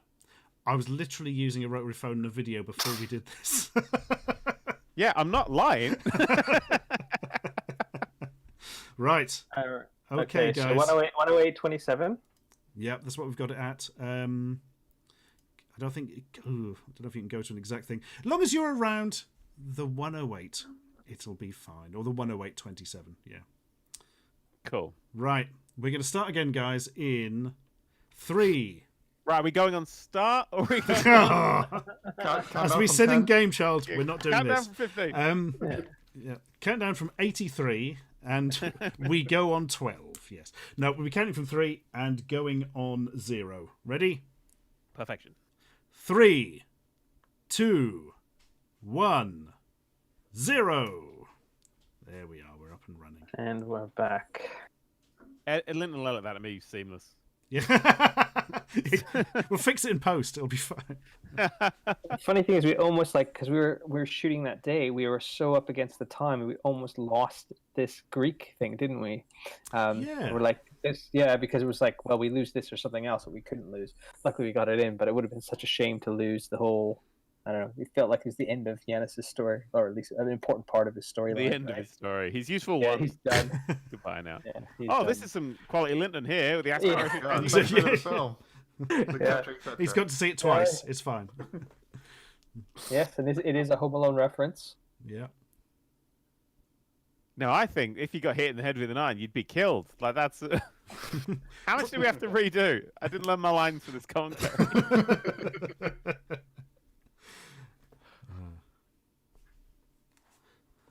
Be a much better movie if it did happen. Irony. Always Irony hope for the jokes. sequel. Oh, yeah. There he is. That makes me really hungry for some reason. Kebab. I can't remember what he used in the This end. is my might be my favorite transition actually when we. The Oh, this zoom is through so the most good. Horrific thing. Yeah. Someone has noticed that. Yes. There you go. It's just one of the things like, oh fuck it, I'll just do this and it'll get later. Nope, it stayed in forever. There we Oh. go. Yeah. That worked so well. Very well done. Ringo says he looks like lasagna inside. I think that's it, actually. He's made of lasagna. Hello. Same, to be honest. Same. So this was filmed in a pub. No, Very surprisingly. Yes. Oh, It's the only scene This that was just- wasn't. This was basically the only room we could find to film this scene. We just on that day we just didn't have any other choices, so we actually just had this white room, which is not exactly what we had planned, but we went with it and just pushed the whites to make it even look more white in the grade. And we actually had to film when we were turning around, filming the different corners. We just had to keep we had to shift all the props around because we couldn't face the other way because the doors gave away that it was the same. Yeah, so it was quite complicated to do. But Christian, our DOP, was very good at figuring out all the geography of the scene. Yeah. So can I get my tidbit again? Yeah. Go on. There you go. Tell them that. While I'm doing this bit where I'm saying slower, all that I can see in my line is Riyad pissing himself. Because he just found this the funniest thing. Yeah, it was very funny. And you I think do it slower. I was like, because I was like, slower, Ashens. You like, do it slower. I was like, all right, slower. And you just lost it. It's great. Because normally you just scowled at me. Yeah. Screamed things like I was ruining the film. And I had to keep you in check, right? So. Yeah. There you go. And some shoe shots, which made our costume designer very happy because normally we don't get a lot of time to shoot our wide shots, so we don't get to see. Usually, it's a lot of a mixture of our wides and some close-ups because we don't really have a lot of time. Why didn't he just go round the emitters? Because they're 360 degree, obviously. Yeah, come on. Use your loaf, man. Well, they though. Well, and this is the pub as well too. This hallway. Which hallway? Yeah, this hallway. The hallway in front of the Polybius room is the pub. It's the hallway in the pub. Yeah. No. Yeah. No. It is as well, isn't it? Yeah. Oh, it is? Yeah. So those sensors, people are asking where are those sensors from? They are garden lights, aren't they? I think someone said that, but I'm not sure if they're IKEA or not. They're very built up. It just sort of we did have to put in our own lights, I think, which I think the lighting team did to control the light. How did he know that the sensors were off? Because there was sensors deactivated. Yeah. Okay. This is the pub as well. it's like God. Yeah. The South Onion local. Yeah. So lucky they had a Polybius machine. Saved us a fortune. Yeah. Someone is giving respect to that logo from Mickey. Mickey, our designer, did that logo. I do like that logo. Never liked the original one they used. It's like this big soft thing. I just don't get the sort of idea behind it. I guess they're trying to make it... Was that like an 80s kind of style font? Is that why people... Yeah, there's a lot of 80s style font. This is a pretty 80s style font, you know. The cabinet was actually made by our art department team. So basically the wood, and they painted it, and we wanted that kind of... I mean, we were going to hire one, but then it just didn't feel quite right, and they're really heavy as well too. So I don't know if we would have been able to get it up those stairs. I'm sure we would have managed some way. But no, the cabinet was taken apart probably as soon as we wrapped the Polybius, and we said that's a wrap on the Polybius. And you smashed it with a big baseball bat. Yeah, but we still have the logo. Actually, I still have that in my storage space, which I guess the at some marquee. point the marquee. So at some point we should do something with that, shouldn't we? Yeah. No, it was important to me that the Polybius machine looked like something that they'd knocked up, you know, because it was a prototype, right? Exactly, yeah. And while it may have been back in the day a sort of, you know, a bit more pristine, it's been 30 bloody years, you know, nearly 40 actually. Yeah, it looks like it's been sitting there for a while. Yeah. And the mighty Polybius chip stuck onto a Raspberry Pi. Raspberry Pi.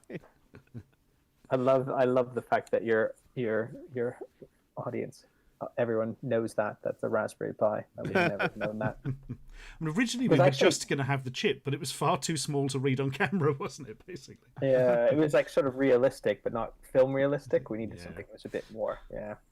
So I think it was just the art department, or did you do it, Stuart? Did you have Raspberry Pi? And then no, it's the art department's brought the Raspberry Pi. I brought the chip, which is a genuine Motorola chip EPROM thing that would have been used at the time, I think. Wow. Not hard to get hold of. You can just buy hundreds of the bloody things off eBay if you want them. Oh, really? Okay. Yeah, so it is accurate somewhat then, right? Oh, yeah. Accurate so that we can argue, and that's the important thing in media. Yes.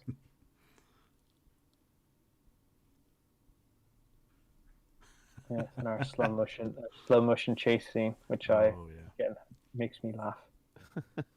Always, I don't know why, because actually this is this is too long of a story to tell about how I had a job where they had a motion detector. It was a really boring job, a nighttime job, and I would actually practice trying to walk up to past the motion detector for this door, and I got so good by the end of the summer I could actually get past this motion detector that would just open the door without it going off. I thought you were just referencing Sneakers. No, I mean, so the idea for that came from Sneakers. But yes, I actually did it myself. It took me like 20. It was like a job that I had nothing to do in the middle of the night, so it would take me about 20 minutes to walk across this room. Just ridiculous. I'd just be, if you actually saw me, it was just this guy walking really slowly across a room for about 20 minutes.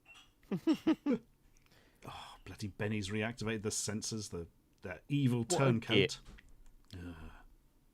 What a face from Stucky there. Yeah. Got such an expressive face. Proper rubber face, isn't he? Yeah. Yeah, he's got a bit of a Jim Carrey kind of vibe to him, I think, in terms of like his energy. Less creepy. Less creepy. Yeah, less creepy, yes. But I was thinking about it. I don't know. I think Jim Carrey, when he first started, didn't have that vibe. I didn't feel like it, but now it's just weird.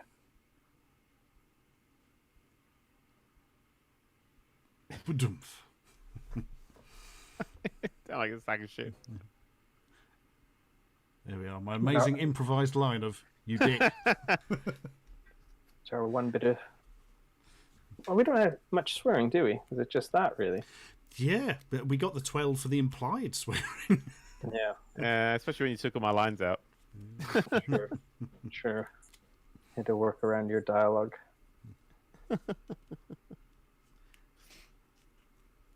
There's Quang. Good old Quang, who appears 3 times in different scenes. So many guards. But we know the way out is exit 99p. And then this is actually, our Simon Pegg gag. There's got to be one. Yeah. Like it's so you just don't see it coming. Because it's this super tense scene. You're like, oh my god, he's gonna get. Oh no, they're just setting up a Simon Pegg gag. It's that funny disappointment that defines this series. It's something we do, though, isn't it? We like build up tension and we sort of tear it down a bit, don't we? Like, yeah, it's the relief of it. It's comedy in it. Yeah, absolutely. Yeah. And this is. I hated that hair. That wig annoyed me all the bloody way through. I've taken mine off now. Yeah. And I remember also when we knew we were gonna possibly do a pickup day, and you couldn't shave your beard for a while, right? Because and what happened in the gap between the pickup day and the filming? Did I go on holiday to 40-degree heat Turkey? Yes, I did. My first holiday in ever. You may have done, but you did it for a good cause. So. For the art. The art. And I was like, oh, you can shave it as long as you have something. You're like, no, you don't understand. If I shave it, it won't be back for a year. Okay, back. Just cut it and it's gone. It goes forever, but hair comes back immediately. But beard, no. Many people in chat have spotted the Konami code, making its triumphant return. Yep. I like the little animation I've got for it winning. I wonder if I had one for if it went wrong. Linton, what's that one? Rains down. Also, I like he shuts the door and no one's like, where's Benny? We just don't give a shit about him. Let's get out of here. Yeah. Yeah, that was... Let's get him in this new van. Yeah, it was something maybe we overlooked in the script. There's so much tension, that's why they were just so in the scene. It's all the drama! I just assume he's behind. You should just put a pillar in the corner and we wouldn't have checked behind it for him. Exactly.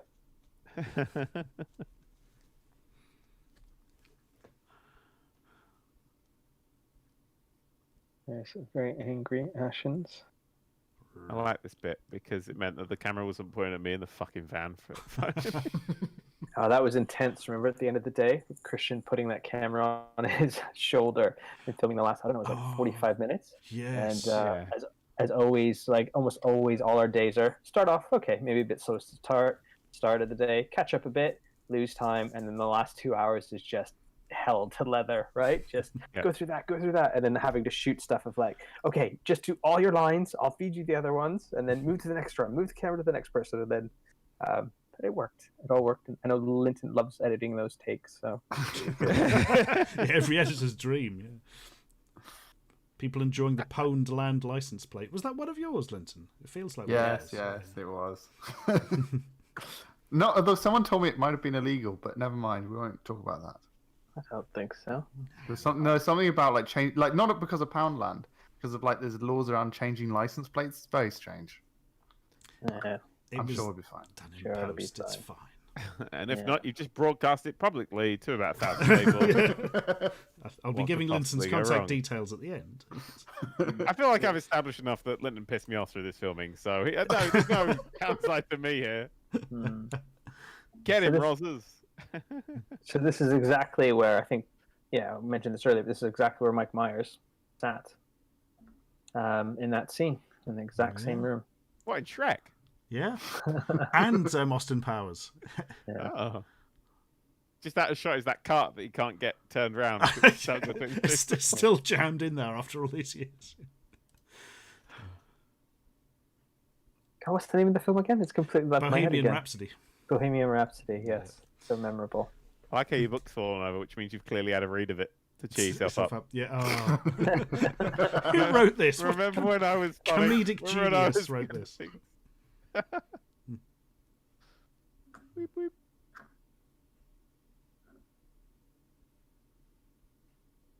It's got an aerial. You know it's high tech. Yeah, that's about right. And there's that board on the left-hand side that we didn't actually filmed a scene with, but didn't actually make the cut. But it still looks good in the background, doesn't it? Good old big board. There he is. There he is. It just goes back with that. Because he had lines and it just didn't work as well as removing them, did they? It still amazes me that. Yeah, it's one of those things, I think, that one of your friends mentioned. Like, maybe he just doesn't say anything. We took it out and it just made it work that much better, didn't he? Yeah, absolutely. We give him a thanks at the end as a result. And deliberately spell his name wrong as an insult. No, we don't. We actually have a scene that didn't make where Stuart actually is on his walk after leaving the van. He comes across a mattress and starts to take it and then just walks away from it. So I guess we'll release that at some point. But yeah, Release the mattress cut. Release the mattress cut. that was a mattress that we found outside of my house and we chucked into the van. And then later we're like, actually, this looks a bit bed buggy. Oh. Let's just leave this here now. But luckily we didn't. And when we came home, we all took our clothes off and put them in a plastic bag and left it out for a day or something like that. Because we're like, we could all have bed bugs, but thankfully we didn't. So. Oh, God. The worst thing about that is once you've picked the mattress up, you're the one who has to deal with it. You become that guy in real life. Yeah, exactly. Classic walking shot. This was pickup day, wasn't it? Yeah. I saw the stuff we shot in what was quite clearly a crackdown. Oh God, the warehousing. Oh, that was depressing. Just to the left here is the entire makeup and costumes to the right in it. That room was so everything. Yeah. It wasn't a pub for once. It was actually it was a room in Crackdown. yeah, the Crackdown. People lived in this place. I couldn't believe it. And they were letting us film here and make all the noise at 4 a.m. And we didn't know people were living there until somebody sort of shuffled out to go to the bathroom or something. It's bizarre. Yeah, it was a strange setup, wasn't it? It really was. Yeah, there was just corridors that went into darkness. It was like walking around fucking PT. Just see somebody just walking along, skittering across the ceiling. You're like, Yep. And that is funny. The one day we film outside, we had that bit of that. It was very windy, wasn't it, and rainy. The one day we film outside, which of course, but it cleared up in the end, didn't it? I mean, the amount of rain that looks fake at the end of that scene that is real rain. We had somebody in a test screen saying, "Oh, did you think much of the CGI rain?" But there isn't any CGI rain. That's actual rain. It's just, have you never seen rain? And Nigel coming back looking like a much older man. Which is, I literally don't know how old he is in the real world anymore. Did you only ever see him in makeup? He's only 7. I only ever met him on this day. So we had he's done a lot of work with Doctor Who, so we had a lovely long chat. Oh, okay. Oh, was he? Yeah, he's done a lot of stuff with the audio ones, Big Finish stuff. Oh, wow, cool. He's done a lot of things. He And I was like, oh, that's super interesting. writes them as well as voicing them, doesn't he? If I remember. Yeah. And if someone's trying to get that gig, it's a nice person to chat to.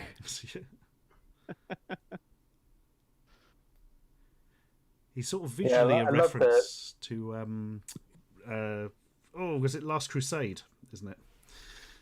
I can't remember the character's name. Donovan? No. Yeah, I can't remember. Yeah. I just love in this one. I love the lighting in this. That's so good. Like when he comes through the darkness and into the light, and the light shifts on his face. It's really powerful. And actually, David's our composer's music is really good in this one as well too. I feel really sad for you in this, Stuart. I feel very sad for you. Oh, it's all right. It's only half real. Also, actually, a fun fact: round that corner where it's green, pretty much everybody is just on the right there, and I'm fast asleep, and I get woken up by him going, "No!"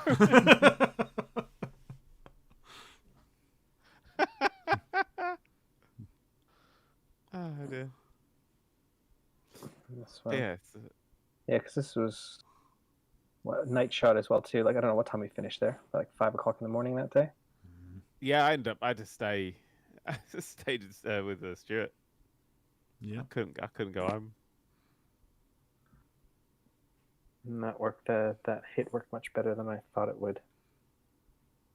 Eli's hit of your head. Yeah, I'm concussed with a weird Ukrainian ZX Spectrum clone, which is very in character. We've all been there. Yeah. Oh, that roof, which was next to a train line. It was raining, and it was a club, wasn't it? It was a club Across the road. Yes. Place. Yeah. Beautiful. It was really fun to be up there. I really enjoyed it. I felt naughty. I was like, oh, on a roof. My absolute favourite thing is that the thing we're using for a mobile phone mast is a mobile phone mast. Just perfect. Yeah. My favourite thing is when we're all trying to leave because the steps are literally just at that door. It takes ages for us to file through. We just had to bundle up on these stairs, and it was wet. It was great. Yeah. This film was a health and safety hazard. Actually, Riyad was like, "No, don't go near the edge. We will assassinate you if you go near the edge." Yeah. Yeah, I mean, I don't know. I mean, I felt like, oh well. Anyway, we're always better safe. Don't need to die, right? Nobody died in the filming of this. Wow. Yeah. Wow. I was asking, did you do something on this cabinet on your channel? I don't think so, Stuart. This is from that department, right? That is Kwang's cabinet. Is it? He uses that to showcase games and things when he's at events. Yeah, it's a well-known cabinet in the retro gaming scene. And unfortunately, we got it rained on, but we won't go into that. He wouldn't have known that till he saw the film.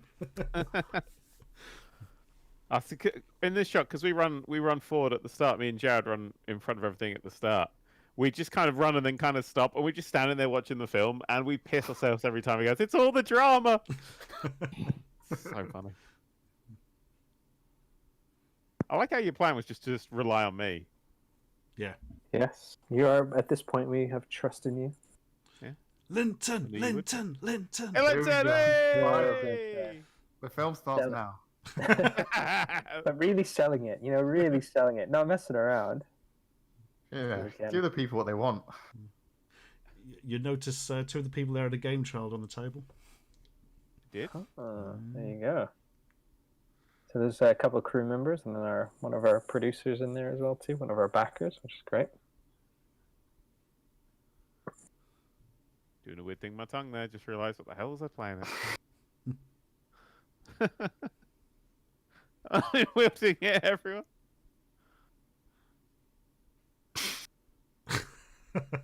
He's going for it. Yeah, I love. Actually, funny thing about Eli's hair. We decided that him having a man bun was evil, so that's why he has a man bun at the end, because a man bun is just not something anybody wants to see. If someone says day and night for a different scene, it's affecting everyone around the world. Yeah, that's the idea. America. For thousands of miles. For thousands of millions, miles. even. Yeah. Exactly. We knew what we were doing.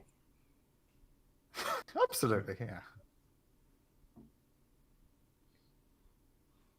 Yeah, and bringing back that free credit coin, which is kind of a nice callback to the beginning. thing that Stuart has been obsessed about for his whole life. And he throws it away to kill his dad. Every boy's dream. Yeah, that's a great thing. You see us look bundling up. You can't get down. That's quite funny. I'm just sort of watching that and realizing the reason why you're all taking forever to get down, because of their little tiny steps to get up. Really steep as well. Steps, yeah. Yeah, and this is I always love that look you gave Stuart. That was something you came up with on that day of just like, and I think you said to me, "Oh, I think it felt like it needed that look, right?" And I think it's really a little addition to the film that really kind of sells what's going on as well too. Yeah, just a little thing. Fun fact: the cube in the background of this scene isn't me. No. Didn't turn up on this day. No, yeah, all the three people on the right are all crew members wearing the costume, trying to act like, I think it was Jared, Cube, and Elise probably, right? Yeah, the Jared guy playing Jared had to have a false beard made entirely out of hair extensions, which was a sight to behold. Yeah, I think it was our one of our sparks, right? It was, yeah. Was it Jay who was playing me? Because he's like 8 foot tall. Yeah, it was Jay, and you can see he's actually bending. He's sort of standing with his legs. Yeah. Just keeps really tall in that thing. But he's got the hair for it, so you know. Did we start the anti-5G moment? Oh, yeah, that's what it was actually about. It's fine, are we taking care of it? And here we are, some cheap plonk from a multi-millionaire. What more could you possibly want? Good old Barry. One more Barry. Who does want more Barry? Release the Barry cut.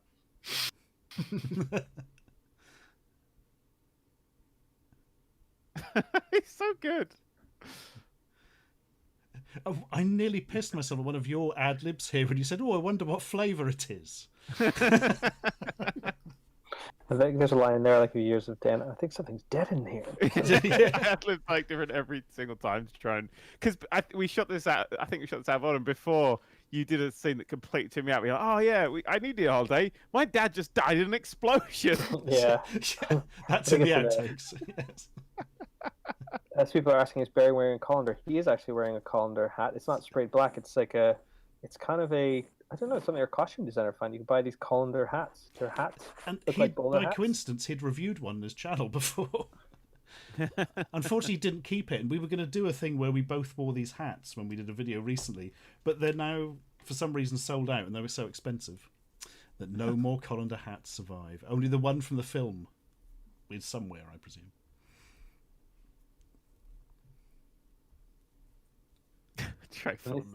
This went longer as well too, didn't? I think we had another thing of group chat and stuff like that, but it just went too long, didn't it? Yeah, there were like at one point you give 4 different reasons why you're going to meet up or something. It just keeps going on. I mean, me and Riyad found it very funny. But... Everyone at this point is like, I love this film. I hope it never ends. Exactly. We're like, well, it will never end. Because this was your last day, wasn't it, Dan? This was your last day on set. This one? I don't remember. It was. I think it was. Maybe. Yeah. I think I was wearing the. Definitely the scene coming up where you guys say, Stuart thanks you. That's definitely your last day, because I felt like we sort of captured how exhausted everybody was in that scene. How bloody hot I was in that. Yeah. It's an amazing jumper though, in the worst possible way. Oh, yeah, that's a nice jumper, isn't it? I like that I got to wear my wedding ring, so basically Cube is canonically married. True. I like to think it's to a very modern computer somewhere. Married to a lawnmower. Something with Linux on it. That's what he's about. Oh, that's my favourite line of the film, I always forget. This sort of captures to me like low budget filmmaking, because we couldn't get the actor back in on the day. It's like, well, what do we do? He's dead. See, somebody always dies in these films. That's true. We did kill someone.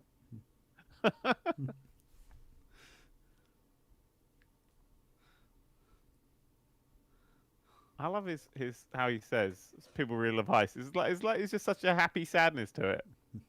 I don't know why. It's just a beautiful reading of that line. Yeah, people. It's have very enjoyed that one. thankful to the people who backed it. That's what I always read it as. It's nice.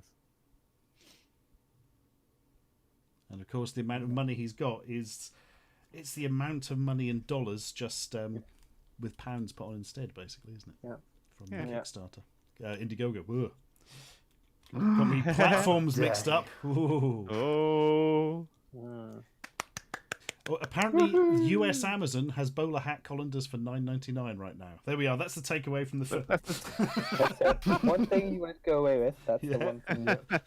Yay! Look at all these people. We did a Look at, film. oh wait, I'm not Mark Evans. Not with that attitude.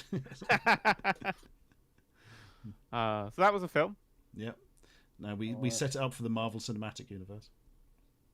It's just because you have to give everyone. I just always feel like they needed endings, right? Yeah, it really bugs me when things aren't ended like that. And guess where this is filmed? This scene. Would be Oh in a no, pub. this isn't. No, this is at the other place, isn't it? The Trades Hall. This was the same one as the comic book convention and the casino. Yes, that's true actually. Ben's there though, so Ben acting with him. A lot of very Eli's so interesting good. looking We have comments. so many takes of that. Eli's so good in those takes. Key Grip still can't afford one. Yep, we had that in the first one, and there's our little cameos. Chef Brilliance from the first film, Larry Bundy, of course, in the first Nice one as dolly well. shot Too. there, very nice. Yeah. Sort of matches the earlier comic book convention scene. Yeah, coming back the other way. Works on so many levels. The Mighty Mensky and Rob Manuel. Again, from same characters as the first film. Yeah, basically they always come and punch the villains at the end. And actually, that line, I think, Stuart, was something you told me a story about these sort of what do you call them, Stuart? Like car boot boot sale. sales. Yeah. Car boot sales, right? And people always ask for vinyl all the time. So Yeah. it's just like that's perfect. Soon as you start unloading the car, got any vinyl, mate? Got any vinyl? No. That's a question. Why did they arrive together, punch a guy, and then leave separately? That's what happens at these things, apparently. Yeah. they've going back to their home dimension after dispensing justice. See you in the third one. Woo! Woo! Not done yet. Encore. Oh, okay. We'll just watch this bit then. I love the grass coasters. They are amazing, actually. Proper AstroTurf. Yeah, it's funny about this one. We on the front, we didn't. It's one of those things. The paper covering actually had like the picture of the boat, the Lawnmower Cruise. Yeah. So you can see it written there. I but, love the concept of a lawnmower cruise. They have wrestling cruises. Of course they can have lawnmower cruises. The Petrichor Slammer.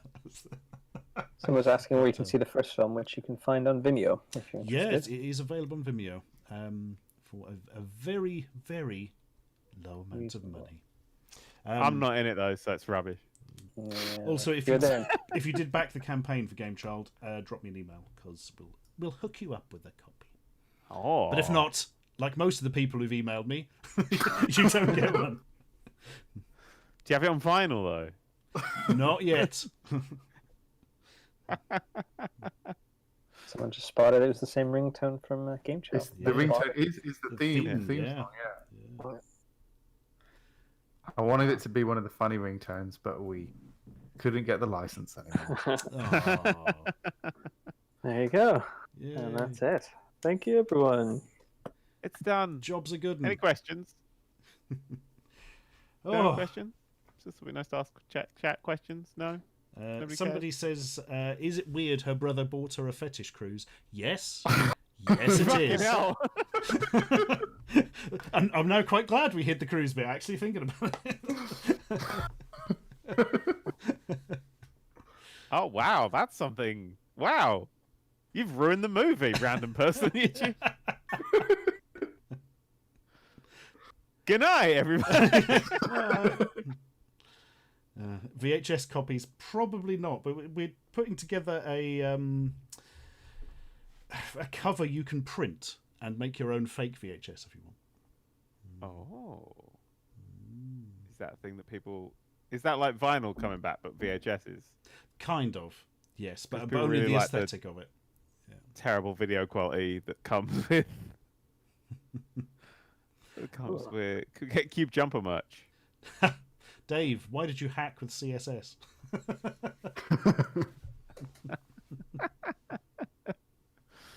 Why not? That's what all the real pros are using. Any scrapped ideas? That's a good question. Ooh, I mean, yeah, you go through quite a lot of these things. I suppose, Riyad, the major scrapped one was the that we alluded to earlier, the original Annalise character, who was kind of going to be sidekick. a younger sort of protege of Ashens, who was sort of learning the ropes. Yeah, and then it just did. I don't know. It was kind of like a character we really liked, and then as we went through it, it just kind of didn't feel. We just couldn't get the dynamic right. So then the character just ended up. I think we had a different character. I can't remember exactly. We had a different character for the Fixer, and then so she became the Fixer and got a bit older and a bit more established and that sort of stuff. So that was one idea that we really liked in the beginning. We actually had a couple of other henchmen as well too. A brother and sister who were Agonist's sort of bodyguards, which again was maybe something of an earlier script that didn't make it through.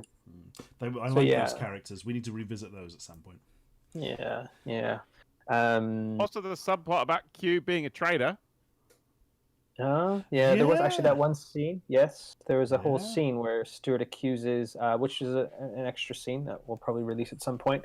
Where Stuart accuses Cube of being a traitor, and then there was a bit afterwards where Eli sort of convinces him not. Which again, it was a really good scene. There's actually I don't know how many scenes we cut, Linton. In the end, obviously it's 40 minutes total, but there was like 3 or 4 full scenes that were cut, or at least 3. Yeah, 4 or 5 maybe. Yeah, that came out. That just like they're really good, really funny, but it's just like timing and just the pace. Like that's the thing I think. Also when it's a heist film, it should feel like moving, and all those scenes though great. Just kind of slow down the overall pace of it. It's one of What those you're saying things, is isn't it? I ruined the film. Well, really, Yeah. I think what we're saying is we improved the film by Having moving scenes of you. Yes. Yeah, that's the way we say it. We improved the film by having less of you. Yeah. Wow. It was really hard to cut those scenes. Like there's a great scene with Stuggy, Agonist, and his PA, which was really funny and really kind of showed Stuggy's range. But again, it just slowed down the beginning too much. It was just like sort of the opening introduction of the whole entire film was just running like 25, 27 minutes. It was just too long. There's those things you have to. What's that saying? You have to kill your darlings or whatever it is. Is that what it is? Yeah, especially in comedy. Yeah, there's nothing more important than bloody pacing and the feel of it. Yeah. Can we get deleted scenes on the Blu-ray? Asked Gareth Bass, or possibly Gareth Bass. Yes, there are some deleted scenes on the Blu-ray, but not all of them, because if we'd have put all of them on, we'd have had to have lowered the quality of the film, because you only fit so much on a disc. Oh, sorry, I thought you meant you'd lower it because I was in more of the film. But Yeah. The bit rate of the film. Yeah, literally the bit rate, which does also go down the more you're in it. It's just a Blu-ray My thing. hair, mate. It's some of those jumpers had colours in it that I've never seen before or since. Someone was asking, was it always the plan for the film to go for 99 minutes? No, it wasn't. It was a happy coincidence, wasn't it? Oh yeah, 99. It's as long as it needs to be. We said we wanted it to be under 140, and for a long time we just thought we're not going to get there. It's just impossible. Yeah. There you go. We sneaked under. But there's 99p. always more Cube you can cut out. Yeah. Wow. What a dick. Michael think it was Lewis. I think I ate cheese for you. It was a You little enjoyed that. Happened on the 8th happened. Yeah, Yeah, that was a day. That was a day. I've never been so happy to win an advent calendar part. I would have been properly sick if I'd had that. But you were instead. I was. So, Yeah. yeah. Just you wait. favorite scenes, someone's asking? Ooh. Favorite scenes? Yeah. I loved everything in that tunnel. I loved the. Oh, shit, what was that? What I enjoy. My brother was like, "Here's the things you hated." No, I did enjoy the van day because it was a lot of. It was full on. And a lot of some of the days, like the opening with you've got the flip chart and it's stuff. That was 8 hours of me sitting still with a few lines, and I'm like, yeah. But the other day, you know, in the van, it's just full on cameras pointing at you, go. And that was that's what I enjoyed the pressure. Yeah, it's pretty intense. It's sort of all on you, right? I mean, obviously, Catchy's in the enjoy scene, but it's pretty full on for you. I mean, my I like scene. to be the focus, is what I'm trying to say. I like to be. You like being the focus, yes. Yeah. My scene is the comic book convention. Just from watching the film, I just love the look of it and all the extras and the way it's shot. That's I just love the. Actually, no, yeah. So sorry, the casino and then the comic book convention all filmed at the same location. I love those. Are my favorite ones to look at when I watch the film. How beautiful. What about you, Stuart? My favourite one to do it's probably the one with just me and Christine near the end in the office, because it was quite this sort of tight emotional scene. I don't usually do scenes like that, so it was a nice change up. I got to look properly upset and a bit teary and all that kind of stuff, whereas usually I'm capering or whatever.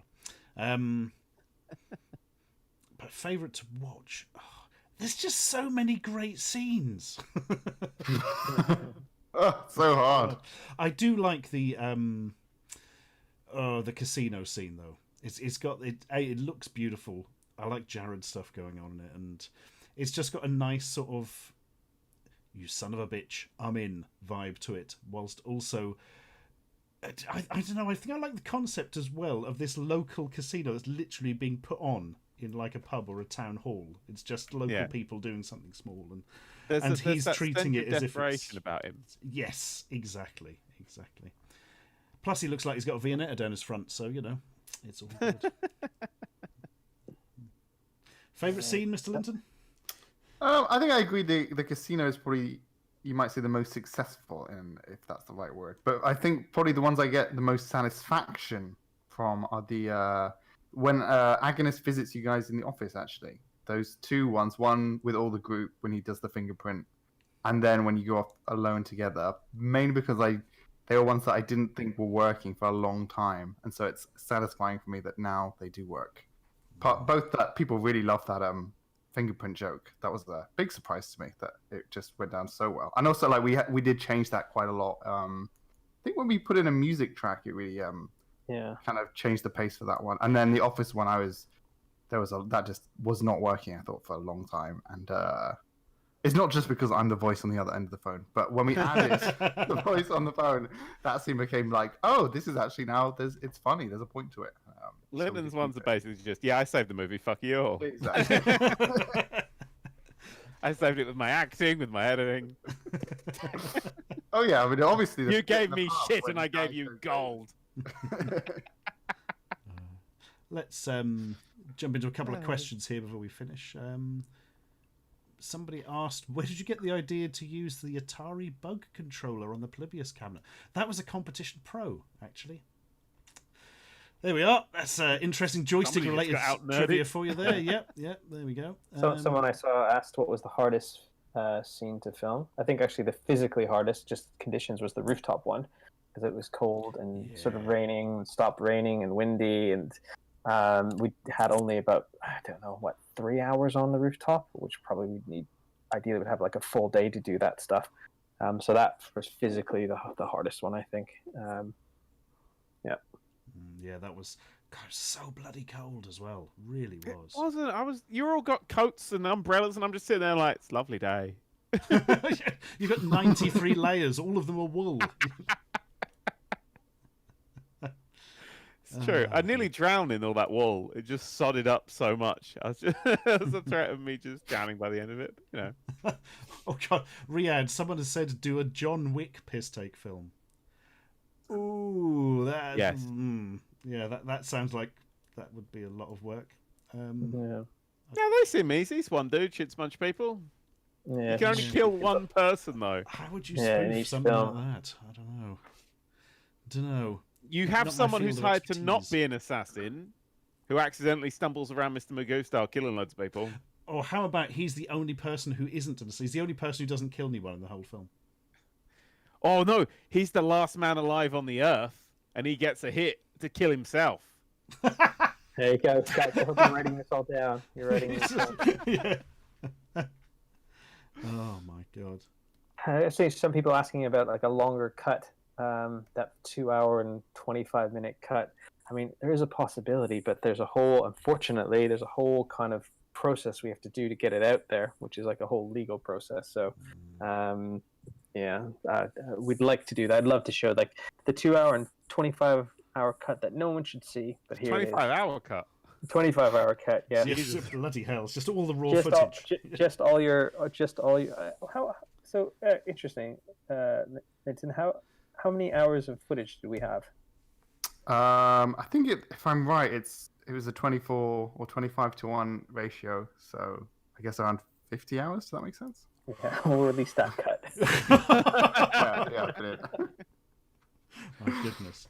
I mean, it would be lovely to do this 2.5 hour farcically overextended every single scene. We don't give a shit about pacing cut, but as Riyad says, you've got to go through a lot of hoops and a lot of expense to release something, and also the grading and things would be a problem as well, wouldn't it? It's been an absolute nightmare, to be honest. Yeah. I think because also you got to think about like you wouldn't be able to have any of the sound design. All the music would cut out in random places. Yeah. I mean, it would be very much here's something for people who are interested in the filmmaking process. Yes, simple exactly. as that. Yeah. He's asking, what do you do with the unused footage? We keep it. Keep it as long as we can. Still really, got all the Sitting on Game hard Child drive. stuff we looked at recently. Yeah, we still have original Game Child stuff from 7 years ago. All that we keep it all just in case. I don't know why, but we do. Just in case you want to edit them all together. Yeah, The one super film. One super film. Yeah, I like it. In case someone comes and says you're not allowed that bit in the movie, that's why. Yeah. Yes. But that'll never happen, Linton. What are the chances? What are the chances that someone, I don't know, say, no, let's not. Let's not say. Yes, exactly. I was poor. I was like, oh, what's gone from the news? I worked it out. Moving swiftly along. I'm not even in the film anymore. They edited me right out. All those hours we spent with Jar Jar Binks on set, and you don't see him at all. It's terrible. I have a name. And yeah. Dear. Well, that'll do us, I reckon. Blimey. Thank you for watching along, everybody at home. And if you watched along without having a copy of the film, then wow, that's kudos impressive. to you, really. So, yeah, that's impressive. Crikey. Right, let's go. Great. Thank you, everybody. Yep. Thank you to Mr. Linton, editor of the film, Thank you, guys. Mr. Daniel, actor of the film, and of course Mr. Riyad, director, co-writer, and other such things of the film. Thank you, everybody. Thank you, people. Right, take Good care, folks. night. Thank you for joining us. Cheers. Bye-bye. Thank you. Bye-bye. Bye.